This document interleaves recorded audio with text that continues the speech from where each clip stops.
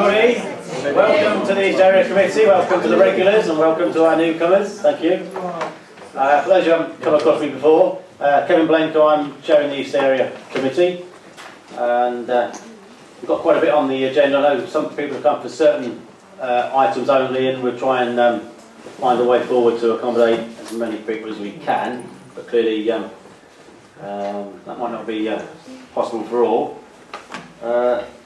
First things first, we take apologies for absence for those councillors who are unable to attend. Councillor Watt? Councillors Owens and Whitehead, Chair. Councillor Roberts? Richard Johnson, who's at a council meeting. Okay. Yeah. And Councillor Herbert is coming from a meeting about, is it the Camborne corridor again, I think? Yes. So he'll be here at some point. Right, any declarations of interest that members wish to declare on any of the items in front of us? Yes, Chair, I think I ought to declare an interest. I'm just looking to see which one it is. It's number 8. Councillor George Pippat is a close colleague of mine, and he is involved. He's a close. He's a member of the congregation, I believe, of one of the applicants. What, the Church on Church Road? Yeah. He's closer to me than the rest of you. No wonder she's frightened. We'll just go for President. I think that's probably a general note there, so. Sorry, Anna, Councillor Smith.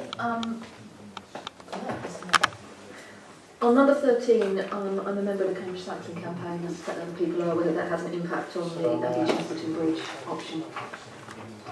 I mean, you don't have to be a cycling campaign member to use a cycle bridge, of course. But yes, go on. Anybody else? I don't know what you mean, Chair. Anybody else on that one? Yeah. Councillor Kavanagh, there's 3 on that one. Okay, I think we covered that. That would be an ecumenical matter. Anything else? So anything else before we... No? Okay. First thing, we need to agree the minutes of the last meeting, which was in July. Seems a long way ago. You happy for me to sign those minutes as correct? Yeah? Yeah. And we have a few action points arising on page 19. Some have been covered and are detailed on that page 19. Just trying to think if there's anything that needs a further answer. Councillor White is not here, so can't answer that one. Similarly, Councillor Howers. But the others I think have been dealt with. Yep. All on the agenda. Okay, we're on the agenda tonight. Okay. Right, before we start the open forum, I just want to make a couple of points. You may have seen some material on display as you came into the Cherry Trees this evening. It's from the Anson Group, who are doing some work on the Urban Country Park, which some of you know pretty well, some of you may know less well, but been a lot of discussion about that area around the lakes south of Coleman's Lane. And the purpose of the display this evening is to update us and the public on how things are progressing and the emerging ideas that are coming out of discussions with interested residents and residents groups. And the Anson Group will welcome your feedback on any aspect of those proposals, and we'll be here during the break for you to have a closer look at if you haven't had a chance to already. It's not part of the formal planning consultation on what the council will produce as a master plan at this stage, but obviously will be informative anyway. Councillor Bailey. Chair, can I say that I'm chairing that committee that's dealing with the lakes, and if anybody wants to approach me during the break, then, or at any other time of course, but I'm going to be here. Thank you. Okay, thank you. And I'm on it as well. Right, the first so you will also notice that the meeting is being filmed this evening, as it often is, so just be aware of that. In terms of the agenda items, clearly some of them are specific, and we do have a public forum right at the beginning which allows any questions to be asked of us as your councillors in the east area of the city. One or two won't fit with the agenda items. I know some people have come specifically for them. I noticed we have some young visitors here at the front row. Welcome. You haven't eaten all the cake, because I like cake at my break time with a cup of tea. But I think you've come for the item to do with our projects, particularly the Ditton Fields play area project. Is that correct? There may well be members may wish to bring that forward. It's half term, of course, but they don't want to be here till as late as we are. So I guess we may perhaps bring that forward as the first main item after the open forum. Yes. Yeah. Okay, in which case I'll take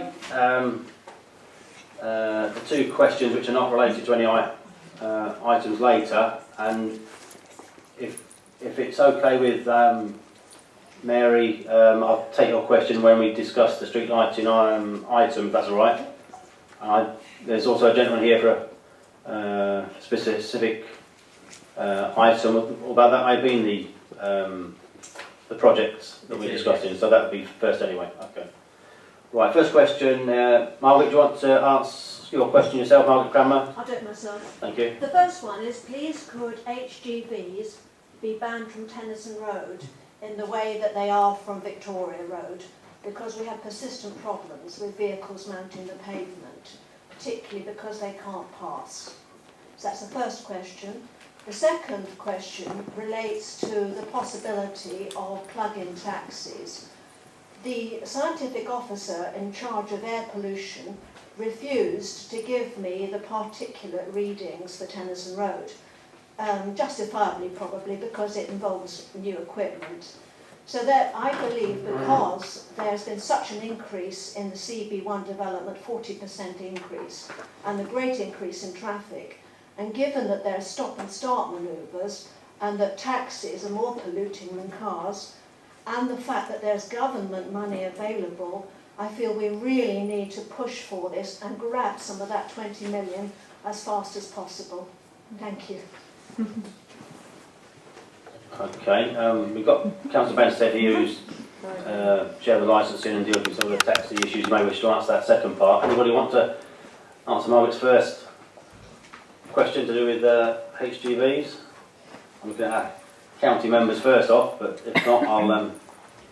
Councillor Walsh? I'll defer to the chair of the licensing committee on the second part of the question, since he will know infinitely more than I do, generally, but specifically about that. We'll be meeting the officers, the three city members and myself, quite soon once they've decided which tenders they'll be agreeing for the entire Tennyson Road traffic calming scheme.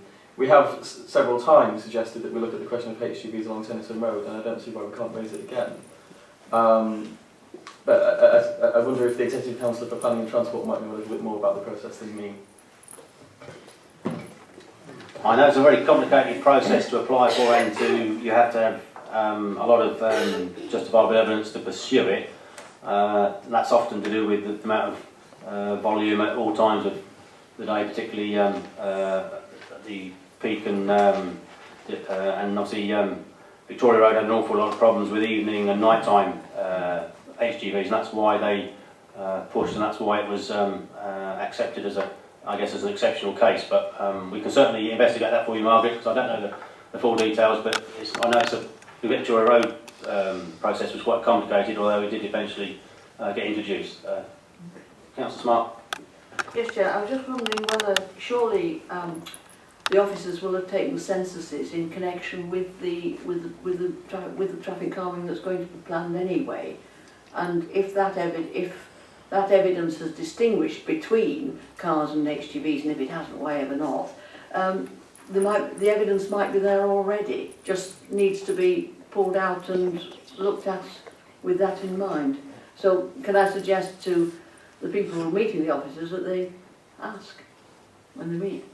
Yes, we'll certainly address that with Karen Lunn, who's the project manager for the Tennyson Road scheme, and see what work they had done previously to sort of justify their proposals on that. And if there's anything connected, as Councillor Smart says, we can obviously look at that and use it.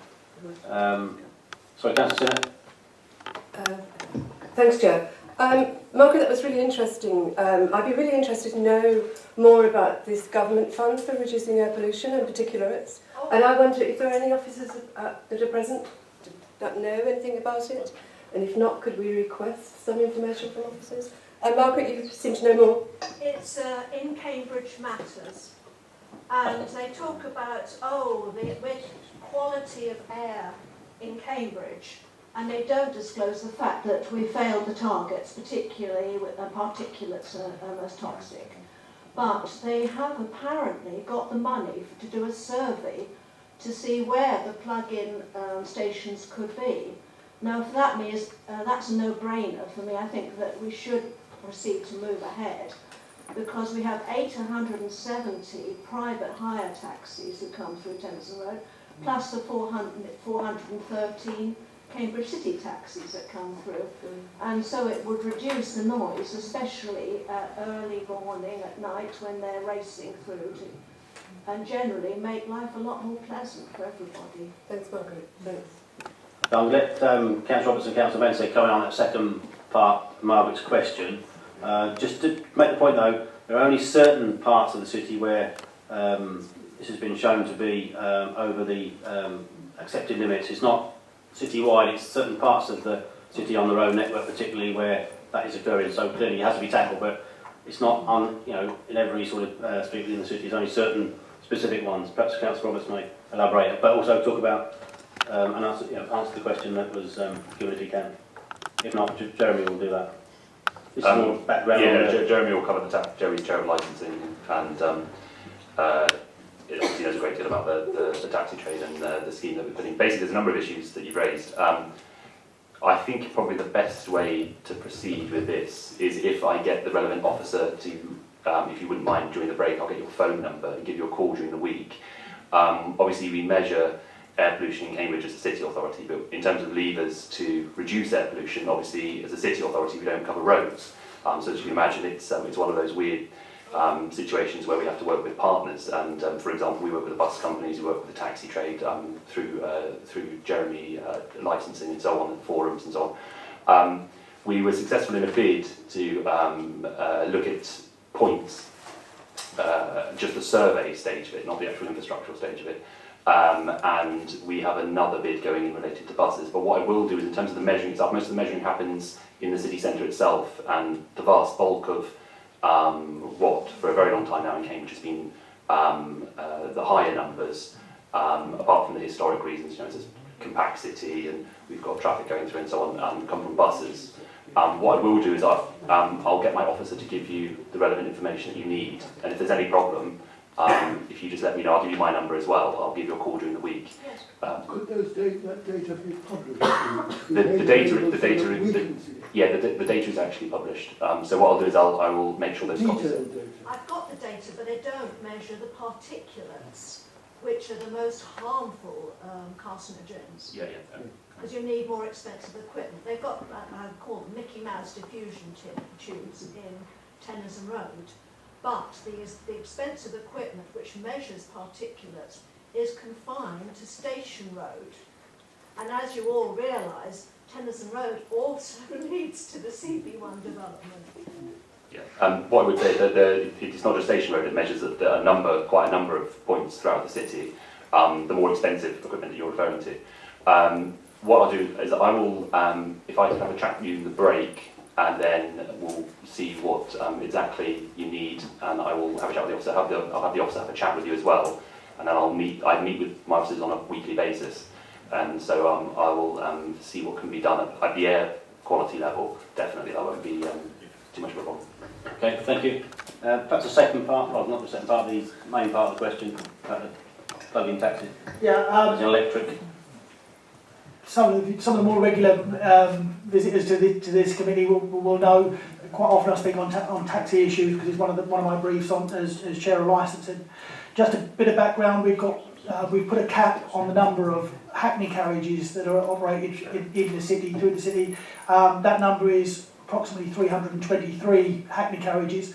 We've got about the same number of private hire cars that are licensed through the city. And South Cams also, quite a number of their private hire cars work throughout the city. There's about 700 private hire cars in South Cambs, but they don't all work or come into the city all at the same time. Last week, Kevin Blenko and I had a meeting with the taxi trade. We regularly have meetings with the taxi forum, and this actual item came up on the agenda.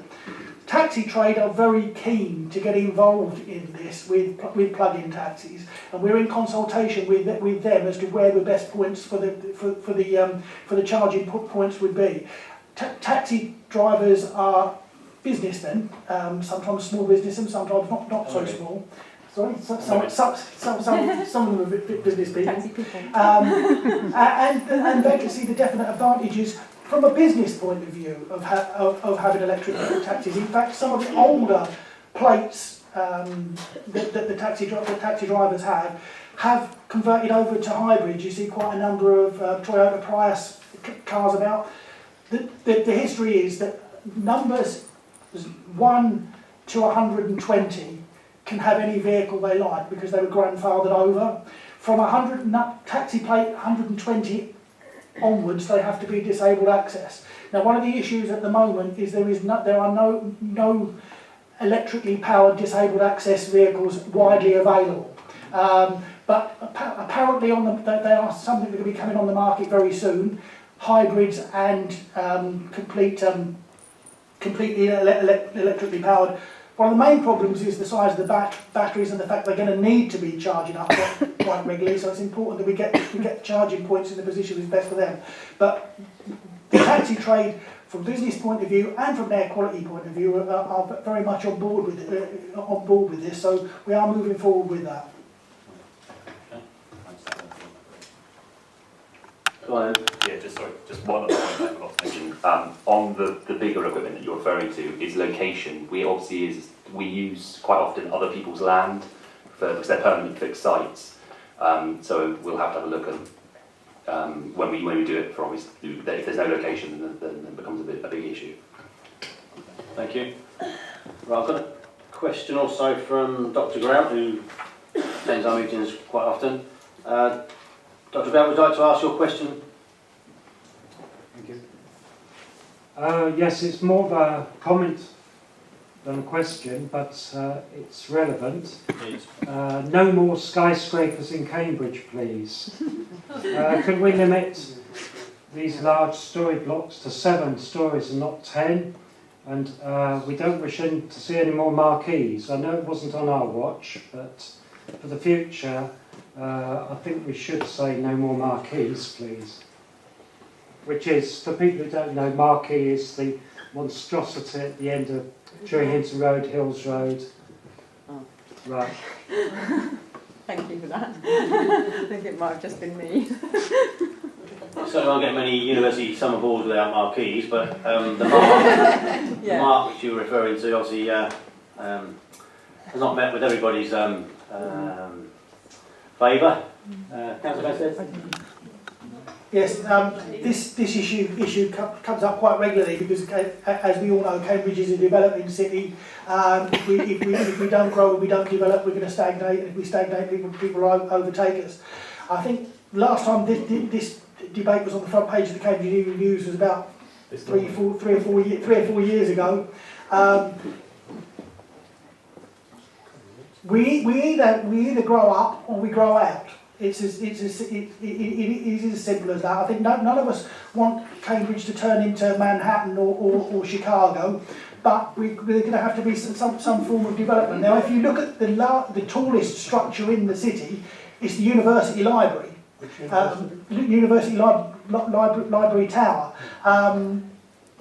which has been standing there since what, 1930s, 1940s.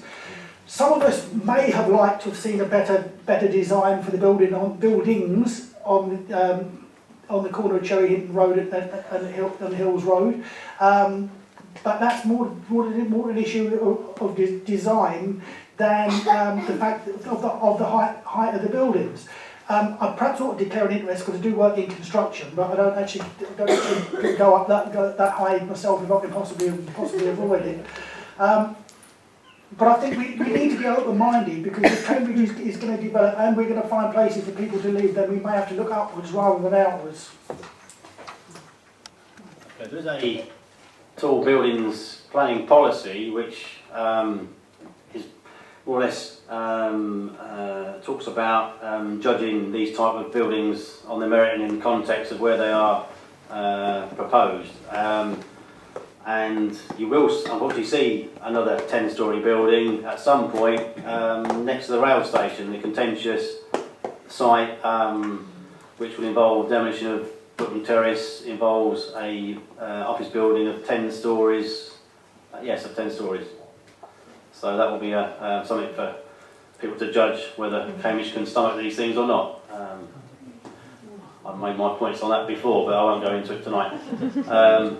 Right, well, there's no other public questions other than the one I had from Mary Nathan. Then we'll move on to the Section 106 item on the agenda, because this is what is related to the Bittenfield play area. So, Tim, you're not Wendy, you find your nameplate somewhere in that pile of nameplates. This is Tim Weatherfield, who's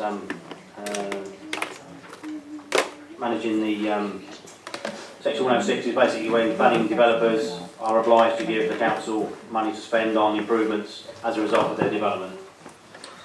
For those who didn't know that. Tim, if you'd like to introduce the report, and then obviously we'll open to members, and there's a gentleman here who wants to ask a question on one of the projects. Chair, thank you.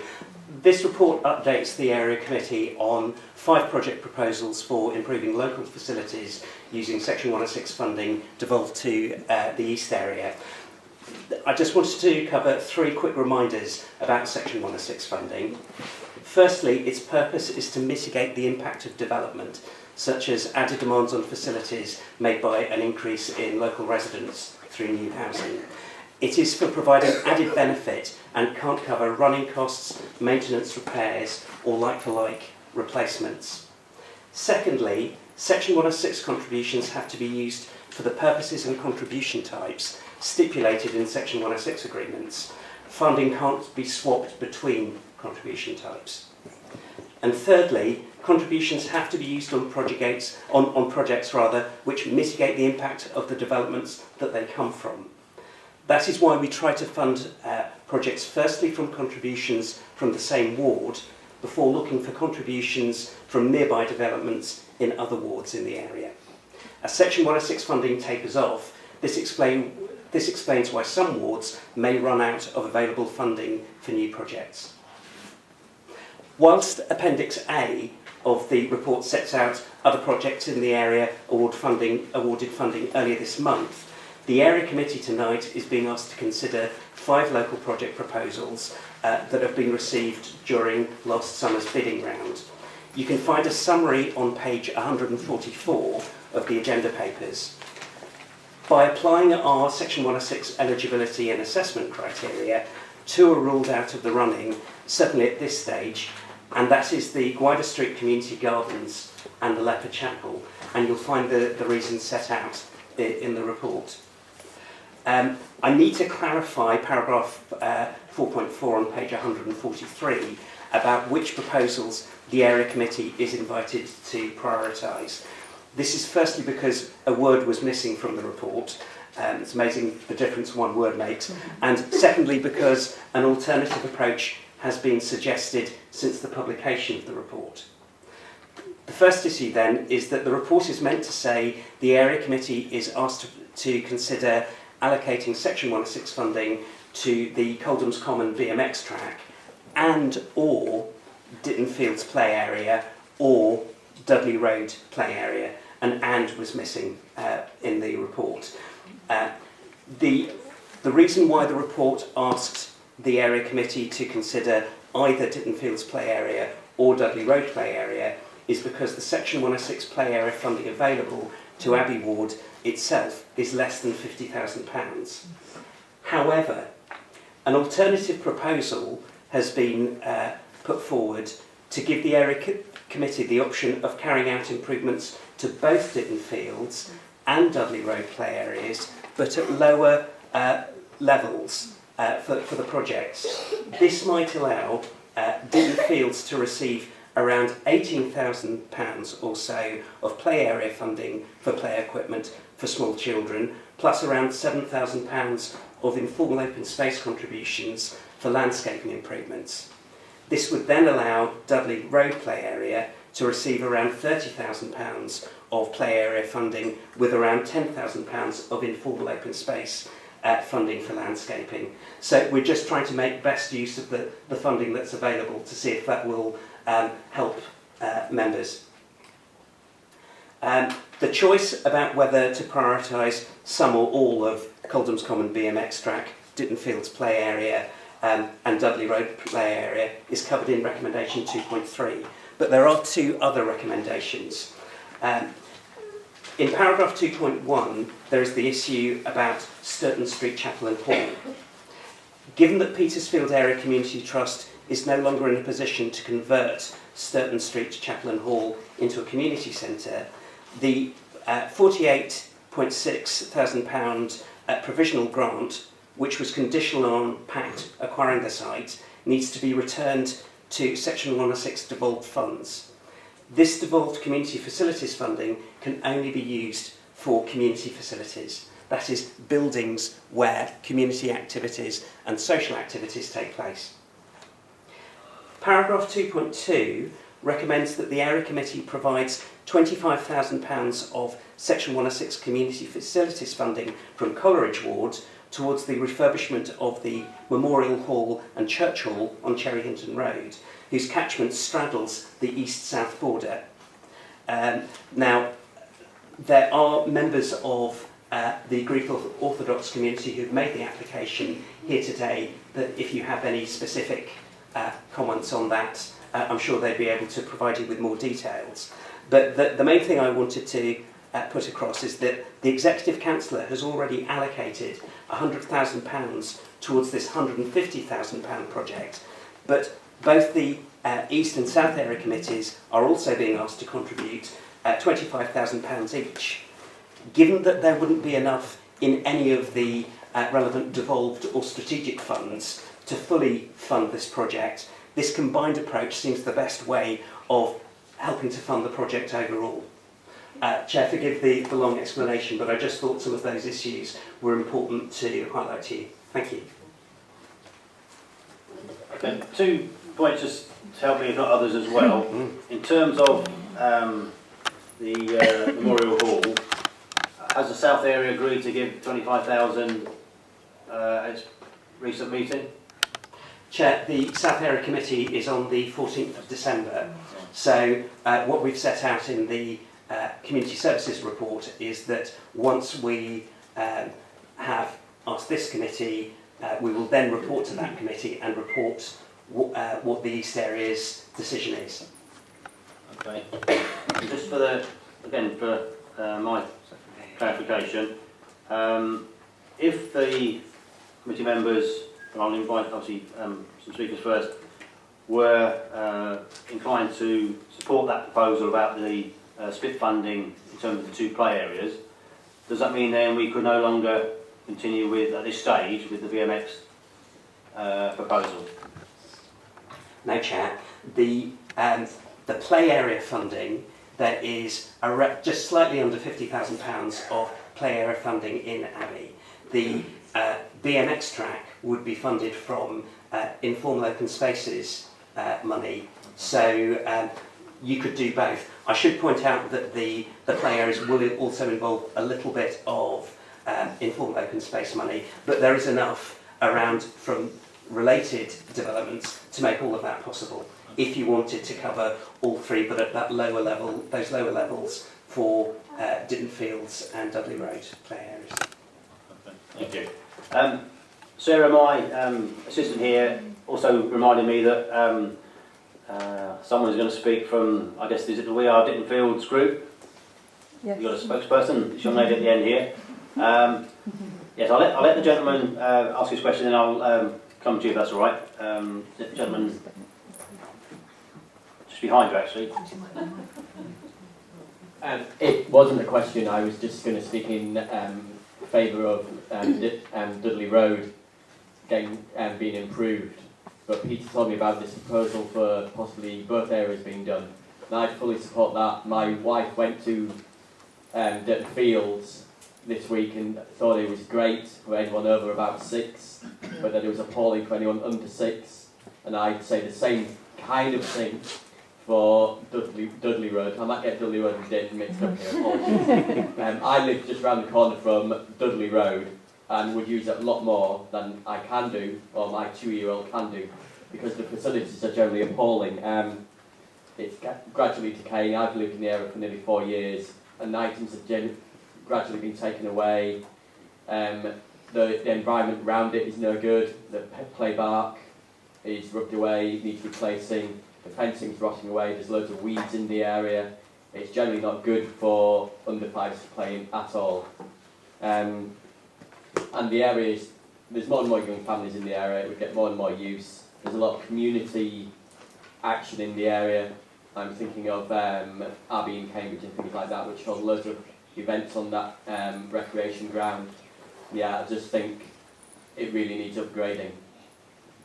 Okay, thank you. Right, so young lady on the end, if you'd like to address us, then please do.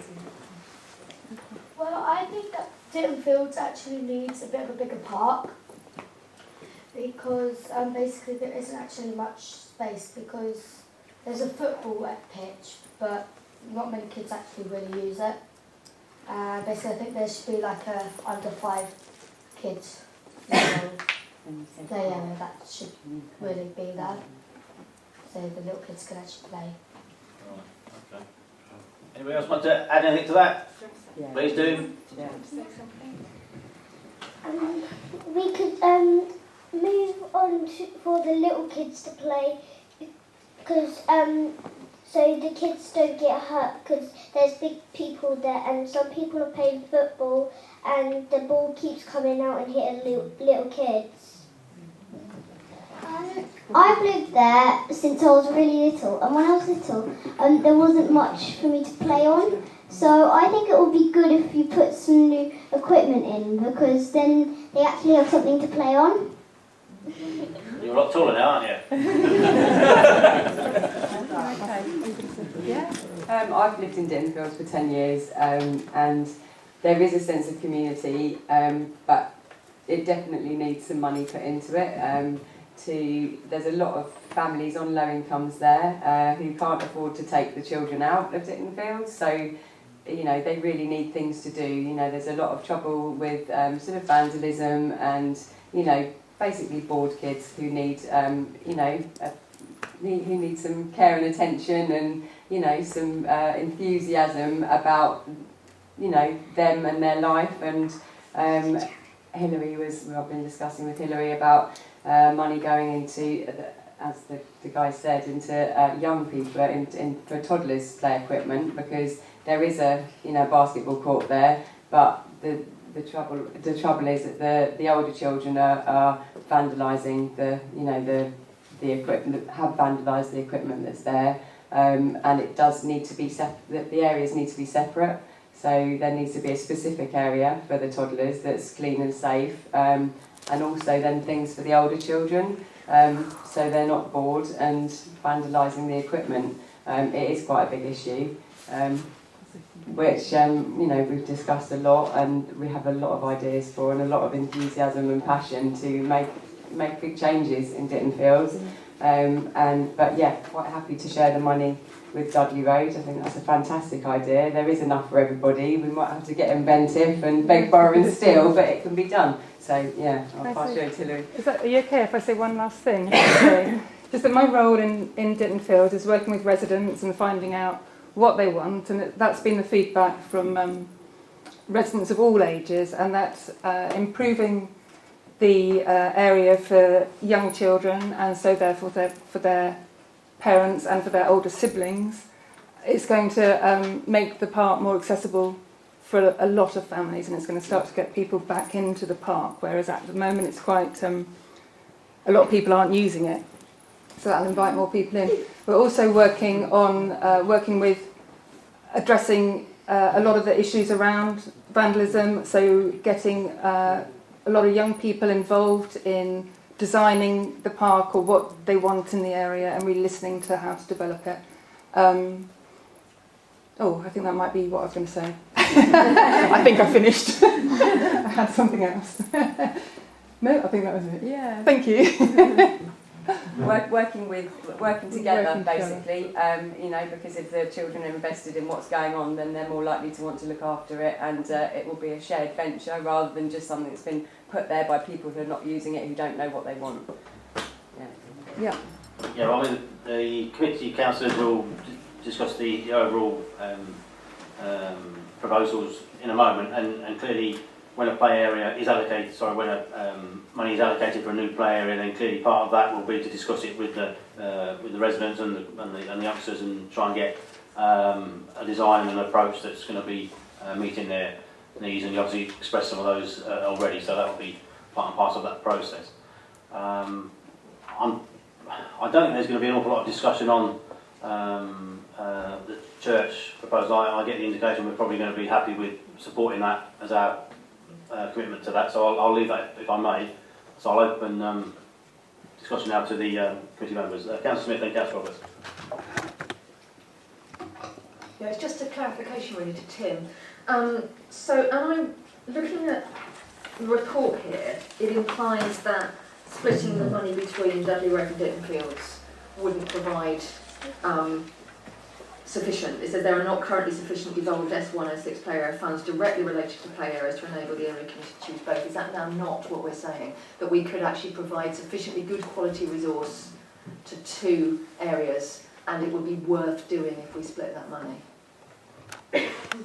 Chair, the report set out two schemes that ideally could be done, one of £25,000 and one of £50,000. Now, given that there is just under, and that would be full play area funding, given that there is just under £50,000 of play area funding in Abbey Ward, and we have to focus things on where there is a direct relationship between the developments and the play areas. So that's why we're focusing on Abbey Ward. But that was why we were saying there wasn't enough to do both at those higher levels. But if there was a way of using the play area funding that we do have and adding to that landscaping funding, which could, for example, be used perhaps for fencing, which some of the issues that have come up about making sure perhaps stray footballs don't go in particular directions, that sort of thing, that may help. I don't know, but that's worth looking at. So from having spoken to colleagues, they've taken the view that that spread of the money that I suggested earlier would be enough to provide reasonable schemes. Obviously, it won't be at the levels that were previously hoped, but it would seem to be the best way of spreading the funding that we have to make sure that we're addressing the impact of development as much as we can. Thank you. Councillor Roberts. A few things.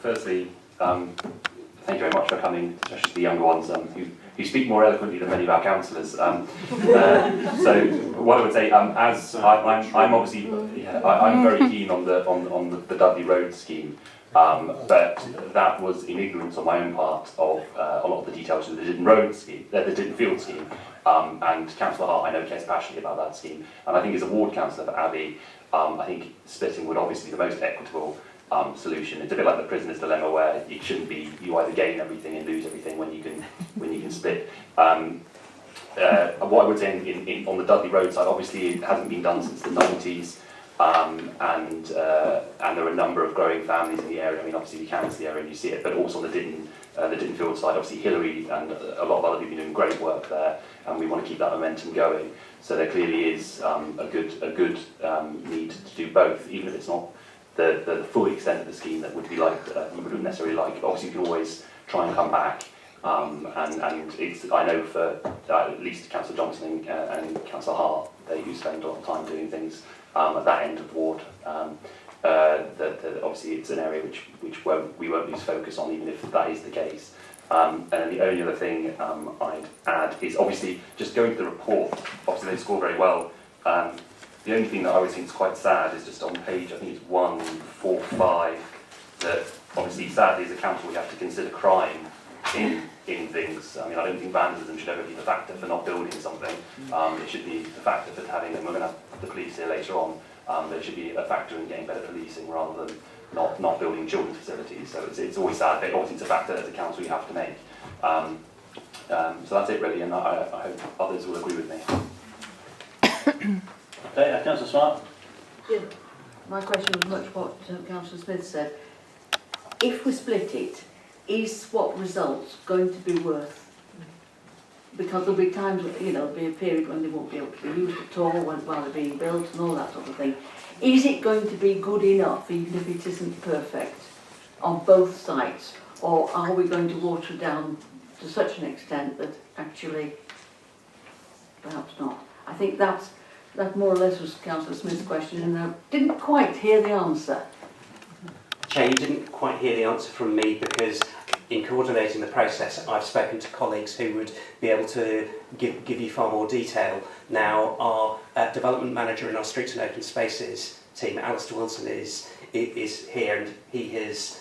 We've talked through this. So, if I wondered whether Alistair wanted to add any more details, Chair, that I don't have that detail, but I know a man who does. Tim and I have had some long discussions about this one. If you look to the back of your reports, in the back there's a decision that was taken by St Thomas's Square. The St Thomas's Square shows the breakdown of a typical play area of £50,000 spend. So there's an element of play, there's an element of landscape, and what Tim and I have discussed is that proportion. So we can do both. It may be that we'll lose one or two maybe pieces of equipment over both sites. However, we will get a good product. We'll be able to consult as well. Have we got two good products? Yes, we'll get two good products. That's what we want. Because if it's a... Yes. Did you film that? If I say that, we want two good products, not one and a half. If you can tell me we've got two good products, then I shall vote for it. We'll get two good products, which we both consult on. Each of the products we design up will be consulting upon, so that the local community will have input into the design of those spaces. Okay, two good products, I'll vote for it. St Thomas's Square bit is right at the back, right on the back, last page, last two pages. Sorry. Councillor Senator. Thanks, Chair. I was just going to ask, possibly being possible, in that, in speaking about a higher level of development and a lower level of development, you must have some idea of particular items that would be included or excluded. Now, it would be quite useful if you could give us a few examples of those, if that were possible. Thanks. I wouldn't want to constrain our palette in terms of what offers we've got, but in terms of 17 Staten Fields, we're probably looking at, you've talked about segregation, about having a separate play area. Within that, we're probably looking at a fenced area. We're looking at 3 or 4 bits of play equipment, maybe some swings, maybe some sort of seesaw, some very typical park play equipment. With Dudley Road, it does serve a broader range of populations. It's a bigger catchment area. It's in the centre of the space. It does have scope for. It's less constrained in terms of the size of the space. We can broaden it out. We can do quite a lot more creative things with what we class as the informal, the open space contributions. So landscaping, fencing, safety surfacing. So the range of what we can do is one piece of string. So when we've got some ideas, we talk to discussion with the local community, consulting them, a long list, getting down to a short list of different offers. Okay. Mr. Rutherford? Chair, I was just going to simply add, I've mentioned that Section 106 funding is tapering off, but if further play area contributions from Abbey should come in during the period while proposals are being worked up, I would, from the mood of the discussion, I would take it that you would want us to add amounts where we can from Abbey to try and bump up what's possible. Yes, in view of the applications that are coming in the Abbey area, that may be possible. We can't say more than that, can we, Councillor Smart? Certainly not that. Right, okay, I think we've got the general gist on that one. if I take that part first, since we've been homing in on it quite obviously. So in terms of, I'll skip to the right part of the agenda. I think it's actually on page 5.2, sorry, on page 147, 5.2. So in terms of 5.2a, we are, well, I put the proposal that we agree to, obviously the BMX track being funded from that category of planning monies, and we agree with the split proposal to fund both Ditton Fields play area and Dudley Road play area. Is that supported? Yeah? All in favour, please show. Okay. That's unanimous, yes. The City Councillors, thank you. Right, that one's done. The second one, if we go return to page 139, if we return to page 139, John, do you want to update us on the work you've been doing and the group has still been pursuing in terms of the community centre proposal? But obviously some disappointment with the decision on the Certain Street Chapel, but I know you feel there's still a bit of hope and possibility. Or do you want to keep that under your hat for now? I was going to keep it under my hat. Okay, well, all I'll say then is that clearly if that money does go back from the Save Our Spaces group back into the pot of money that the council obviously is holding for the use for community facilities, if a proposal or a suggestion again comes forward at a later time to obviously justify application to that, then that will clearly be considered in the same light as it was before. I'll leave it at that. But so in 2.1, we happen to agree at this stage 2.1? Yeah, thank you. 2.2 was the split, sorry, not the split fund, the part funding to meet the overall package that the Church Hall on Sherrington Road is asking for the refurbishment. 100,000 has already been given by Councillor O'Reilly in Community Services Committee, and we've been asked to give out 25,000 contributions. Is that agreed? Yeah. Okay, thank you. Anything else I need to cover, Tim, or was that? Chair, could it be dependent upon that area being there?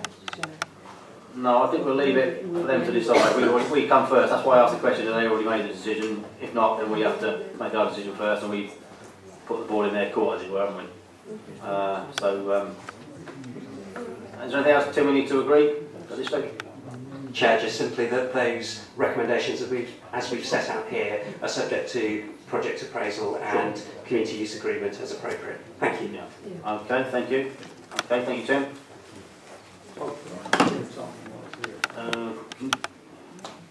Is it a particular... Well, mentioned it earlier. On page 147, next step. Cabinet.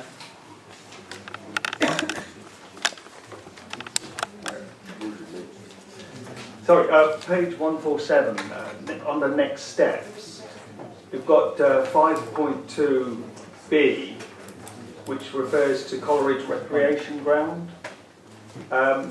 There's mention there of possibly refurbishing the pavilion in the future, and this is under the category of meeting the requirements of outdoor sports. Well, to my understanding of the recreation ground, there's a great need for the public toilets to be improved, to be basically knocked down and rebuilt. And I think that should take priority over refurbishing the pavilion. I think the pavilion is generally associated with the bowling green, which is quite an esoteric minority interest activity, whereas recently we have had the splash pool there refurbished, and it's hugely popular with families. It does fall into the category of sporting because there's gymnastics and there's basketball and swimming and so on, or paddling around. There's also the refurbished tennis courts, which are greatly used. So all those people really do need good toilet facilities, and I'm afraid the toilets there at the moment are very, very old and in quite a dire condition. And I think all my fellow councillors in Coleridge would agree that the toilet should be seen as a priority over any refurbishment of the pavilion. I don't think paddling is an Olympic sport as yet, Councillor Kavanagh, but In terms of Future champions. in terms of actually, I think the hint in that paragraph, as I read it, that the hint is that if a refurbishment to the pavilion was to include some new toilets, then there may be a benefit both to the user of the pavilion and to the public who use the play areas as well. Is that the hint there, Mr. Weatherfield? Chair, the issue is that about how Section 106 funding can be used. Now, toilet provision for standalone improvements of that, we wouldn't be able to use outdoor sports Section 106 funding in that way. We can see if facilities are auxiliary to a wider improvement, we can look at that possibility, but I have to say at this stage I wouldn't hold my breath. There is a wider review of public convenience provision, which I believe is going to the Community Services Scrutiny Committee in January. Now, some of We're not those discussing that tonight, definitely not. but some of those issues will about the provision of public conveniences will be picked up there. Personally, I think a better fit for the use of the outdoor sports money would be the pavilion, and those proposals can be discussed further with local members. The issue is we are tied by the purposes of Section 106 money and how far we can take that. So I'm afraid I can't promise everything there. Okay, thank you, Jim. Okay, I'll finish that item. Can we move on to the environmental data reports? Kevin, can I just raise this one very briefly? Can I raise it with Tim at the break, please? Okay. Yeah, if you would. If we can move on to environmental data reports. Wendy Young's here to introduce this one. Thank you, Tim.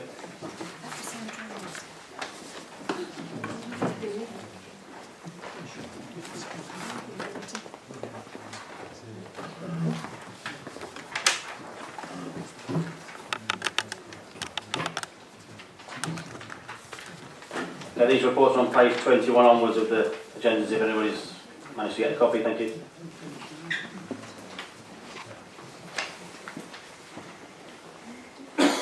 Good evening. This is the annual report for the East area. This is a rather lengthy report which includes a summary of the previous quarters for the year, including all of the actions that have been taken by the Streets and Open Spaces team, the waste and recycling teams across the area. Not intended to go through it in detail, I'll take any questions there are in particular, but I'll draw your attention to page 23 where we've set a number of priorities for the period of October to December. We have reduced the number of priorities for the East area as priority 4. We are looking for a crackdown by the enforcement team, which actually requires a significant amount of work, so we'd like to keep the priorities slightly lower for this period so that we can undertake that work to a high level.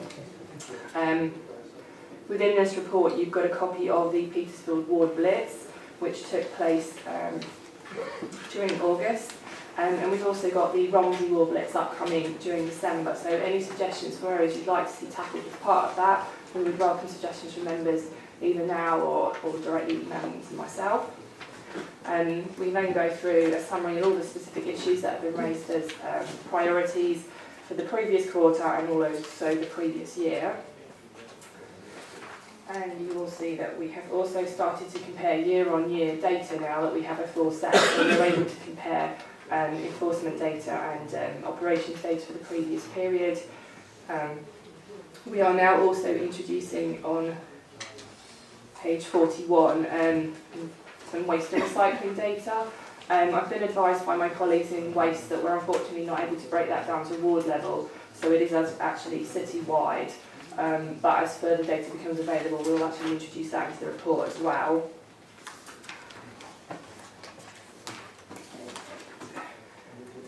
Finally, just to advise on the resource section on page 49, we've actually summarised that in a slightly better format now, so you're able to clearly see any bins that are available for some of the wards, and there are 9 bins available for the total of the East area.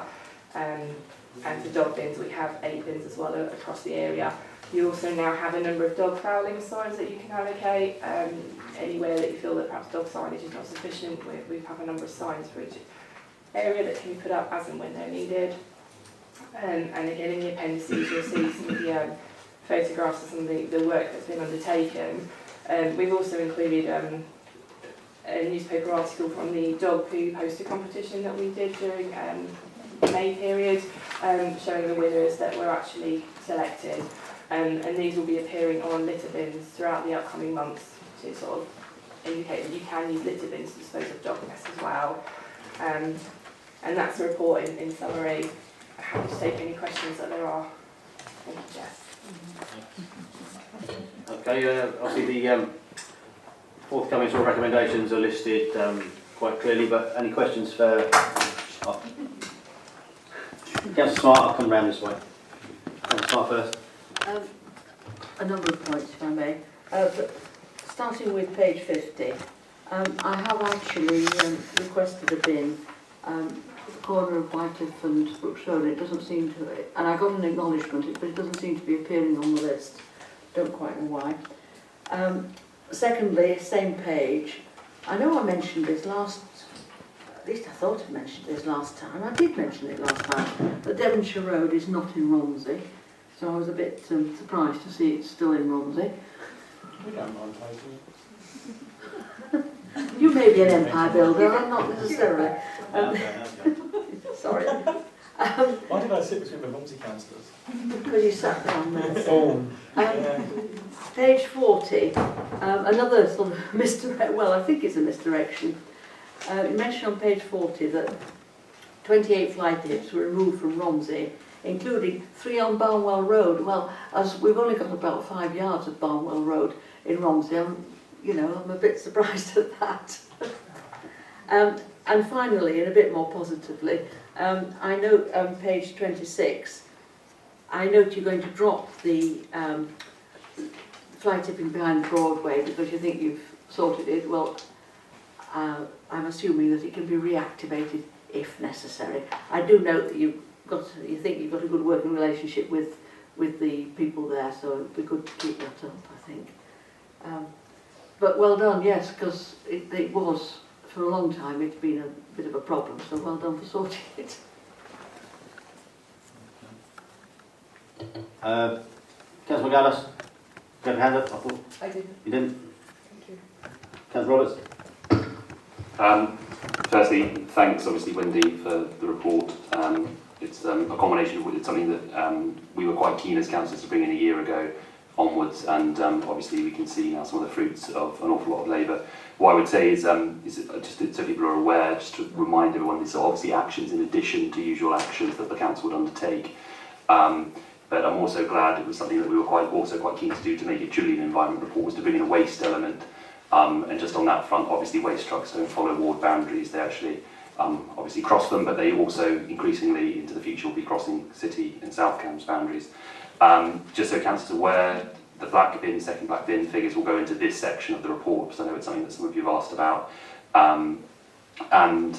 One thing that I know Wendy's looking at is so councillors get a better idea, or people from residents associations or different groups, about the sort of actions that we conduct is on top of the actions per ward and all the rest, is having sort of ward visits where you could go around with an officer and see some of the issues that might be cropping up in the area that you cover, so it's just something to be aware of. And the only other thing is just a thank you on behalf of Abbey councillors. I know it sort of straddles Abbey and Market Ward, as many issues sort of often do, for the work so far done on the Elizabeth Way roundabout. I think that's absolutely brilliant. A number of residents in Abbey Road have been in contact ever since I've been a councillor about the state of it down there, and I know it's owned by the county and we sort of taken it on recently, but the work that's done there recently and the continuing work is looking really good. Okay, thank you.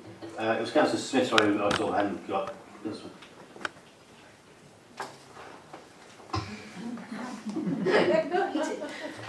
Yeah, Wendy, thanks very much, because there's a lot of actions on the Romsey stuff here. We're really grateful for that. I don't expect to answer now, but if I just drop you an email, because I know that some of these we had requested dog bins, and I noticed that they've not been allocated, so I assume there are some protocols as where they can go. And if I can just do a double check with you as to why those weren't allocated where we'd asked, then we can make sure that they go in the useful places next time. So I'll drop you an email about that. Okay. Councillor Cavanagh. Yeah, on page 36, there's mention of derelict cycles, 27 and 22. I'd just like to refer back to about, I think it was 2 meetings ago, where we were given an audit of bicycles that had been abandoned, and I raised the possibility of the bikes that are collected by the council and the police, whether a relationship had been resumed with owl bikes in the part of the Papworth Trust in Sawston, where disabled people strip down bikes and they're sold on for charitable uses and so on. I was just wondering if there had been any progress with creating that link between these discarded bikes and making good use of them through the owl bikes, Papworth Trust. Do you want to ask the questions at the end, ready? Yeah. Councillor Herbert? I'd just like to ask about weeds, both just the way that they, well, it's just to understand, Wendy, the frequency of clearing, because there in quite a lot of gutters, there's a lot of soil and other rubbish just gathers around them. So there's quite a lot of areas of weed blocking drainage also as well. So I just think it's a perennial problem, but one that just needs more attention. Thanks. Yeah, certainly this time of year, it's always noticeable how quickly that does cause blockages, all the leaves and stuff. Thanks, Joe. Wendy, thanks very much for all the work that's been carried out in Petersfield. Great results, including St Matthew's Estate on page 49, is it? So 49 of the main agenda numbering, and 38, I think, of the appendix. The bottom 2, Stafford Street, and the walkway between St Matthew's Street and Stafford Street and Hollymount and Glenmore. So that's, you know, the main walkways through the St Matthew's Estate. I did email you. I mean, the bins were taken away from there because it was felt that they attracted an increase in fly tipping. The fly tipping is continuing. And while the residents are really very pleased with the results of the clean-up, especially the removal of graffiti, those walkways are attracting a lot of discarded rubbish and cigarette butts and bits of paper, and the fly tipping continues. So the removal of the bins haven't deterred the fly tipping, but they have increased the amount of discarded rubbish. So residents would like them back. So that's it, but everything else is great. There's got a few questions there, Wendy, but well, questions and sort of comments actually, but you'd like to come back on those? Certainly. Okay. I'll amend the report accordingly to remedy those changes. It's just a way to do with if a road is slightly within a ward, sometimes it's misclarified on our system. With regards to the Broadway, yes, we did feel as we'd focused on that for a number of months that now was the time to put that to one side for the time being. If any priorities need rejigging at any point, we can certainly look at those again, and likewise, now that we know we have this working relationship with the Broadway, we don't want to let it fall to the wayside. So certainly we'll carry on with that work. Like if necessary. Yes. Not a problem. Yeah, with regards to the Elizabeth Way underpass, we have done a nice lot of work with community payback teams. We are actually doing that as a long-term project with them, and the County Council have given us permission to do a number of minor repair works that they perhaps don't have the feasibility to do, such as the brick wall and some of the paving there. So we're actually going to be doing that over the winter months to actually improve that area. And if there are any suggestions perhaps how the landscaping might be improved, we welcome any suggestions from residents that want to be involved or members. To certainly contact me about that. Councillor Smith, with regards to the bins that you suggested, we looked at all of the locations. Some of them weren't feasible operationally, so the bins that were, we put in place. So there's a number of those. Just good to get a sense yes, of protocol. certainly. With regards to the derelict cycles, I did actually visit the OWL workshop to actually speak to their operations manager, and we're currently looking about how we can sort of some joint working relationships with them. But they've given us a lot of information about what they could actually do and the actual exercises they undertake with the people that work there. So we're working towards seeing how we can work together to perhaps provide them some cycles that they can use in their projects. But as and when we get an update, I'll update members. With regards to the weeds, I'm afraid I have no clue. I will need to go back to the actual operations managers that actually deal with that. What I'll look to do is actually put some information about the frequency of the weed cleansing into the future reports, so that's perhaps quite clear about when they should be cleared. I know we do have problems with some of the detritus that's in the areas where cars are parked along the road constantly, and we can't get the sweepers down there. So if the roads like that, we are doing a number of those by hand, where they've been identified, and I know we've done like Cowper Road and St Phillips Road have been identified as particular hotspots, so we have done those, but also... Could you get one of your colleagues just to email us what the next... Absolutely, yes. Thanks. Thanks. And with regards to St Matthew's Estate, the reason we took the bins out was because they actually weren't being used for litter, we just had fly tipping being put around the bins. What I would suggest is perhaps we actually amend the priority one where it says to tackle fly tipping at Eakin Road and Riverside, and actually add St Matthew's Estate in for the next couple of months. So we do targeted patrols to actually deal with those responsible for fly tipping, rather than perhaps just put some bins in to try and remedy the problem. And see how that goes. If need be, we can certainly look at putting the bins back in, but I'd like to put some enforcement officers there to actually try and tackle the source of the problem in the first instance. Joe, if I may, on my last visit, the walkways were full of litter, and there was a discard, there was a fly tip mattress. So the largest object was obviously the mattress. But in terms of quantity and volume, it was the rubbish on the floor. So I think it needs to be rethought again. Really. Perhaps you could visit. Thanks, Wendy. Okay, so perhaps with that slight addition to the first priority, we're happy to agree the priorities for the next quarter, is it? Next quarter? Yep. Yeah? Yep. Okay, thank you very much, Wendy and your team, for the continuing hard work. Thank you very much. On pages 59 onwards of the agenda. So as we're on the joint area committee for our sins, we know the protocol and process for all this, so we're quite well versed in it. But John, if you'd like to introduce. Thank you, Chair. Good evening. The purpose of this paper tonight is to report applications received by the County Council for local highways improvements for funding from 2016-17. And it asks the committee to consider the applications that have been received and identify up to 8 which they wish to put forward.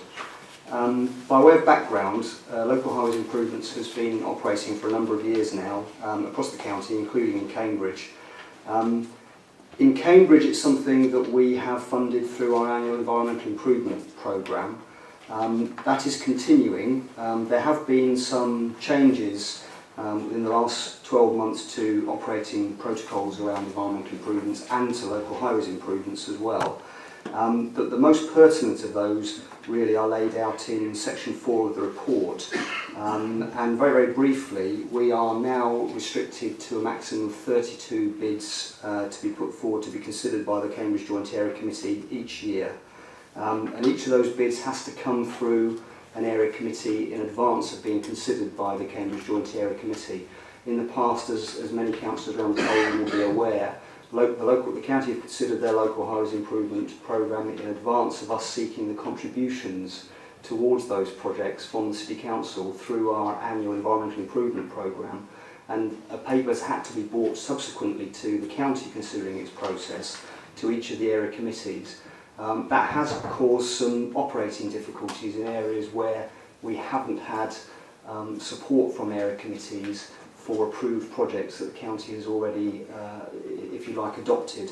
and projects haven't been able to be taken forward. So some changes have been made, identified in section 4 of the report to try and smooth that process. Perhaps one of the other important points to mention is laid out in 4.4, which really is that any improvement application for works on the highway should now go directly through to the County Council through the annual Local Highways Improvement Programme process, rather than coming through the Environmental Improvement Programme process first. So, in terms of core improvements to the highway, statutory highways functions, those sort of applications should now be considered directly by the County Council rather than bids to the City Council through the EIP process. Just to run through briefly the bids that have been received this year, I think 13 bids have been received for East Area. They're laid out in Appendix A of the report in summary with some officer comment into practicability and how they accord with currently adopted County Council Highways policy. Appendix B lays out the applications in full, and Appendix C is the information pack that was circulated with the invitations to submit application bids through the process, with the guidance on the type of projects that the county takes forward through local highways improvements identified, and the scoring protocol to be considered by the Cambridge Joint Area Committee and its delegated assessment panel is laid out in pages 8 to 9 of Appendix C.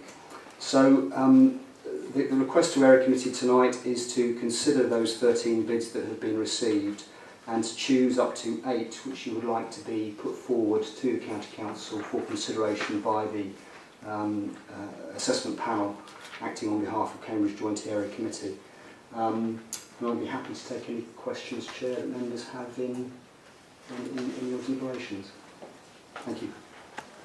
I mean, I'm sure colleagues have read through the report and read the comments. The way I read the comments, there are actually 5 of those schemes which are suggested that are not required or not eligible for the sort of panel deliberation, and they are numbers 4, 8, 9, 10 and 11. So I'll make that as a starter, which leaves the other 8, of course, which is the right number of projects to put forward. But people may wish to comment on both that and perhaps on a specific part of the report, so I'll give people the opportunity. But I'll put that as a standing recommendation at the moment, certainly from how I read it as a chair. Councillor Robertson. Thank you, Mr. Richards. I wonder if you could explain to us a little bit about the schemes that can't be put forward to this under this mechanism. The 2 I'm looking at are items 4 and 9, which are both to do with residence parking schemes. When I put forward number 9 on behalf of my colleagues and myself. I was told by the officers they weren't sure whether it should be dealt with or not, but we need to know how we can put forward such schemes if it isn't through this mechanism. That's a fair point. I think the other 5 schemes, particularly the councillors who put them forward, need to know how they do pursue them, because clearly they are from resident suggestions and ward sort of requirements, as it were. Perhaps you'd like to. Yes, thank you, Chair. The advice that we've received from county officers is quite simply that the policy on residence parking requires the residents themselves to meet the full costs of setting up the residence parking scheme. So that includes the ongoing operational costs plus the initial setup costs. And that, my understanding, is on the basis that residents are the direct recipients and direct benefactors of such a project, and consequently they don't think it appropriate to be funded through the broader public purse as represented through the local highways improvement process. So my understanding is that that's the current position from the county on such applications, and the recommendation from them is that where residents and councils on residents' behalf want to consider such schemes, that those need to be directly pursued with with county officers directly. Not through local highways improvements, but in a manner whereby residents are quite prepared to meet the full costs of setting up and operating a programme. Having said that, the County Council are currently reviewing a number of their high-risk policies, and a review of parking management is currently on their agenda.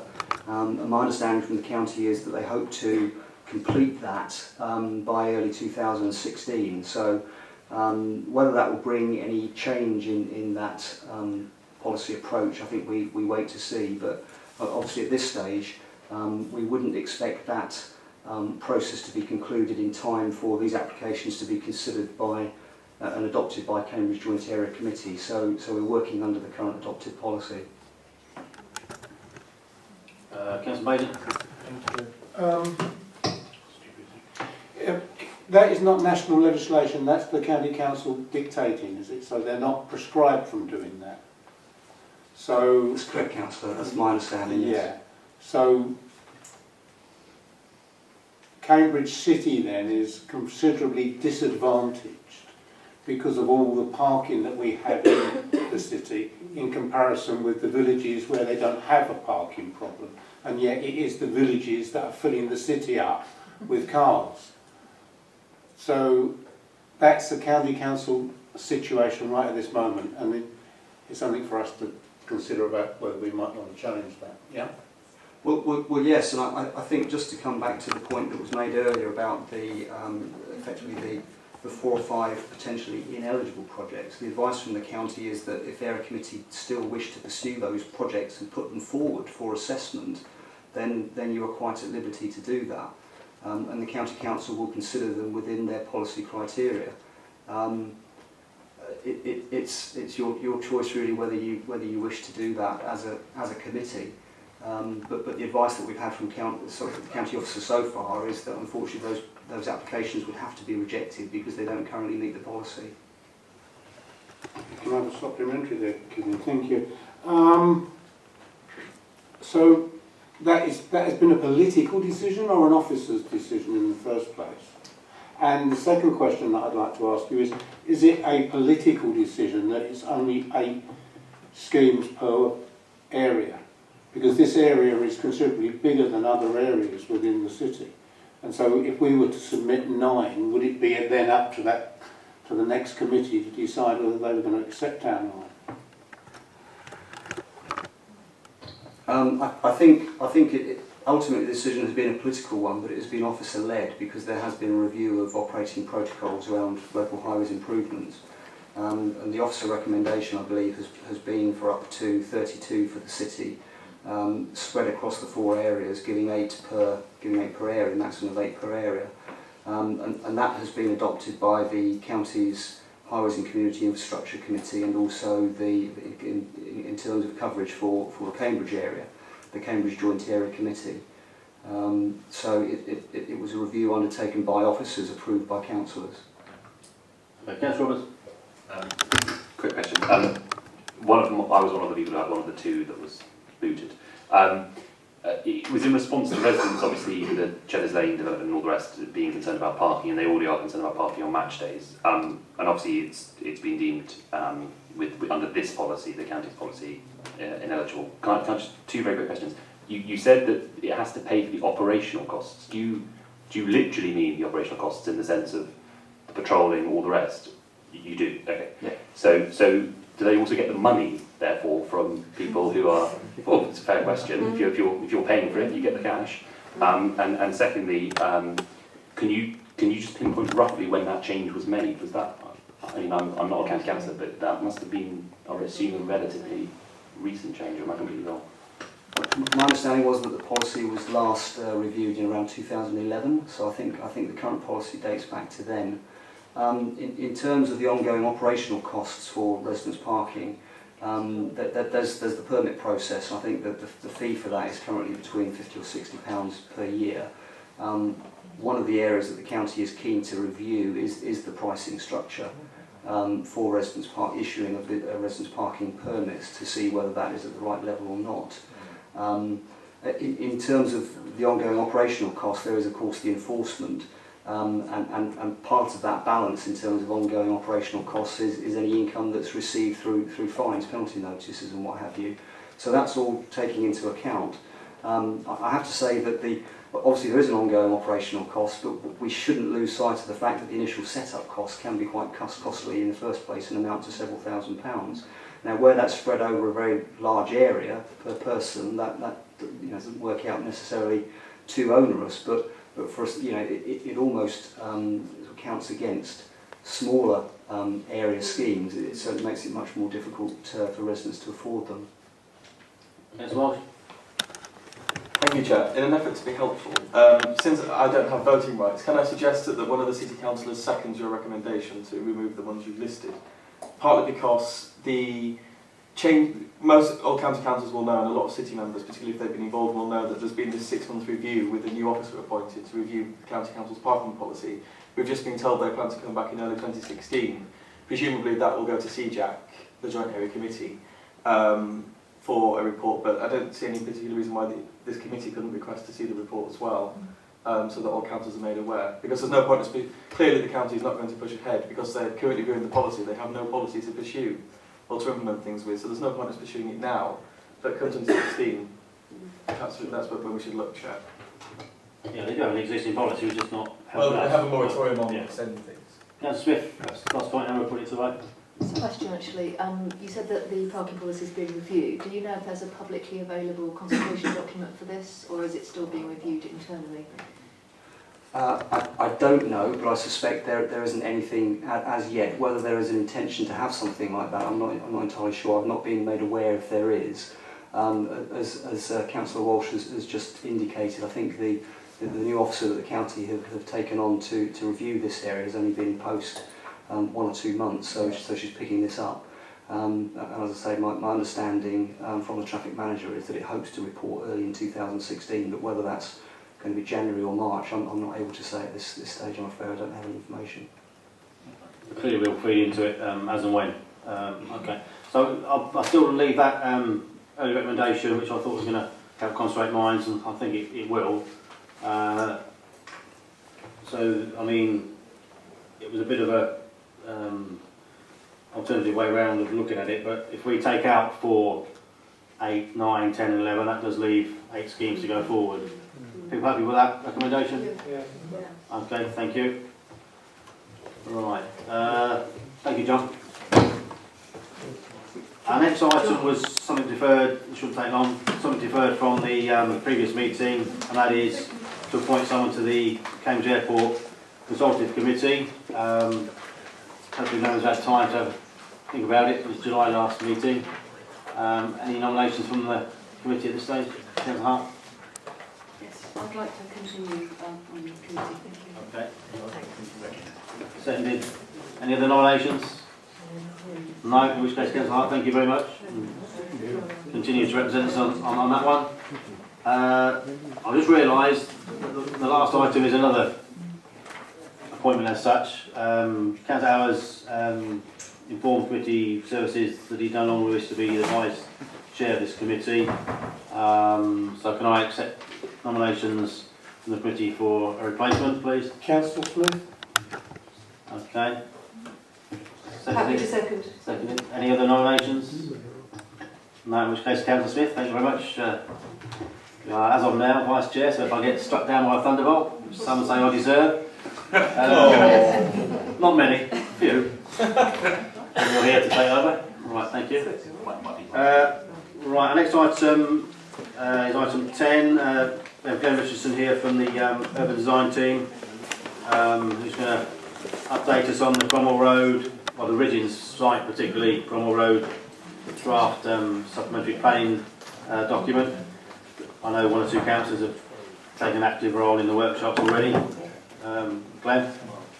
Yes, thank you, Chair. I won't take too long to introduce this item. I have a larger plan, and you'll see from the agenda, which is obviously inclusive of some of the emerging plans of the work we've done. The plans are quite small, so if anybody needs slightly longer, larger plans, I can circulate those as well. Can we afford that? Sorry? Yes. Can we afford? Yes, we can afford that. Just A3.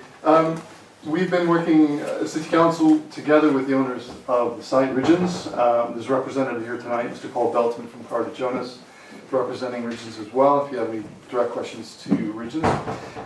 Site is currently designated as what we know as Site R12 in the draft local plan for 245 dwellings, and the allocation requires the preparation of a planning and development brief. So we've held some workshops, exhibitions earlier this year to try and get an idea of the nature of the development, the nature of open space, the built form, traffic, circulation, etc., to support future development of this site, because at some stage Ridgeons plan to vacate the site, and this is one of the key elements of our housing allocation, housing delivery in terms of supply for the new local plan.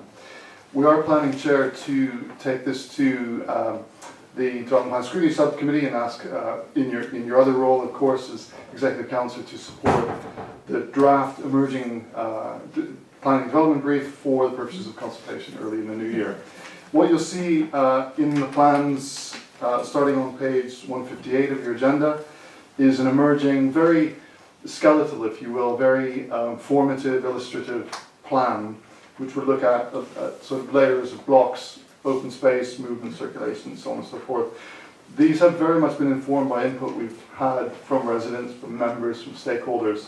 But it's a very simple layout in terms of the access from Cromwell Road, large open space, but also connecting to the Chisholm Trail, the emerging, of course, Chisholm Trail, keeping heights down fairly low to the east and to the south, and potentially going taller to the west side of the site. So you see some illustrative plans there. There certainly have been concerns expressed both to the allocation, Chair, but also through the process of consulting on the emerging work. You'll see some of that on page 163, particularly around car parking, request for a bridge over the rail line, but also the density of the natural allocation. There are a number of representations to that in terms of the local plan, which eventually the independent government inspector will hear. So I'm here to answer any questions you may have, Chair, before we take this in December for approval to consult. Chair, can I register an interest here? I live exactly opposite the exit, the footpath exit in Cavendish Road to this site. I'll just ask if there's any members of the audience who've come for this item. If you think to... No? Okay. Just let's open it. Councillor Galders, then Councillor Smart. Thank you, Chair. Hi, Dan. Well, yeah, I attended the one of the public consultation sessions. I had voiced on behalf of residents. There seem to be two concerns, and I think I seem to remember it somewhere in this document as well. With the increased impact of development, I think it's a 245 additional homes. People have concerns about education and also health provision, meeting those needs. I've been specifically looking at education issues within my ward on behalf of residents. There is two sides to this. That actually, I think the last big review looking at educational provision was 2010 within the county. In terms of on paper, they're talking about statutory provision being met within the area. However, on the ground, well, I'm knocking on every door, as I did for election time. Officers have identified Romsey as being a hotspot, was the word used by an officer, in terms of the pressure on particularly early years provision. So the conversations I've had with county and with the increased pressure of cuts to budgets, I think as far as county is concerned, I know there's a new review that is being done now, but the message that's coming across to me is the feelings of it being unlikely because of budgetary pressures and the meeting of statutory provision that we're going to get any kind of result. Now I know I raised this at the public consultation meeting about potential early years, and actually, did you say it's Paul who's here? Paul Belton, yes. Paul Belton. So hopefully an email would have come via Charlotte from me just to back up this within the last couple of weeks, and she had sent something back saying that I would hear back that whether the considerations for an early years education establishment would be appropriate on this region site. I will also throw in, somebody has mentioned to me about potential additional community space, so and obviously the ideas of section 106 or still being generated from this development that could potentially feed into this for funding. So I see two things. I think demand would very much be there, and with that potential avenue for a funding stream from the development, but I don't see that on this draft proposal yet. So if you could just feed in some of that. Thank you very much. Come back at the end, then, if I may. Sure, please. Can I start? Yes, I'd like to echo what Councillor Mogadat has said. Depending on the size of the unit, size of the houses, if they are family-sized houses, then provision for families is going to be have to be part of the mix. I mean, you know, statement of the obvious. The other thing I wanted to say was, looking at page 164, paragraph 3.9, where it's talking about the consultation arrangements for January, this next January. It says where the draft will be, but there is no mention of any place within or very near the ward for a drop-in session. You know, there's no suggestion that, you know, a community centre or anywhere where people in Romsey could actually go and look. And I think that is a cavernous hole which could be filled, shall we say. Councillor Smith.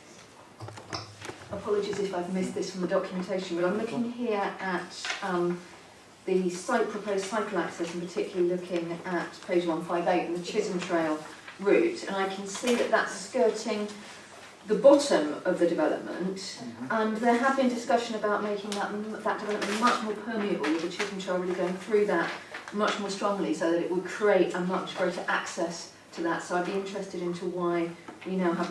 It looks to me like the cycle access is much more limited now to that development. Sure, yeah, I'll try and be brief to Councillor Mogadat. Absolutely, I think credit to Ridgeons as well. One of the discussions we've been having, and they're willing to put this into the document. And I haven't enclosed the actual full draft, Chair. It's quite long, so I'll just give you the headlines. But certainly in terms of community space, but also potential early years provision, play space, particularly for very young children, we're looking at that as part of the development. And we can potentially secure that through the outline application as and when it's appropriate to review that through planning committee, etc. To Councillor Smart, absolutely provision for families. That again is part of an outline of a planning application. I will have to look at the mix in terms of number of dwellings and also number of bed sizes per dwellings. And thank you for the suggestion. We're very happy to have an exhibition in Romsey Ward. That makes a lot of sense. In response to Councillor Smith's question about the access, I think the discussion around the access to the, again, you took us to page 158, thank you for doing that. This is very indicative. I mean, that still could potentially change that access, but I think that route that's shown on the bottom one page 158, takes it through Cavendish Road, so it's all on road, it's existing provision, it takes it straight up, so there's quite a, for us it was a slightly more direct route potentially, but we can still explore the other option which takes it still further north and then east. So we could potentially say that this is still a work in progress and indicative. In terms of the exact alignment, if that answers your question. I think that was your question. It isn't necessarily just about the Chisholm Trail, it's whether there's cycle access to other parts of the site that might not be direct Chisholm Trail ones. Yeah. So, access into that main route as well. Yeah, through you, Chair, absolutely. That's the idea of quite low order streets, muses, very mixed type of streets. They're not dedicated cycle lanes, they don't need to be, speeds are extremely low, they should be 10-15 miles per hour, for example. So we can definitely still look at that, particularly with the County Council. Okay. Clearly some of us will... Sorry, is that something in response to his... Is that okay? Could I just add a little something to Thank you, that would be brief. just going maybe a little bit further out of the box, Glyn, because you talk about early years provision and it's sounding very much like baby kind of nursery. I have actually liaised with the head of St Philip's and I'm planning to talk to other heads in the area. So when I mentioned to her, you know, the kind of local pressures, I'm potentially thinking of receptions, year 1, 2, 3 potentially, the real pressure for working families while they're having to do that, the kind of, I've been there myself, that level of drop off and pick up on working around work. As they get bigger, there is then potential for them cycling and they could be further away.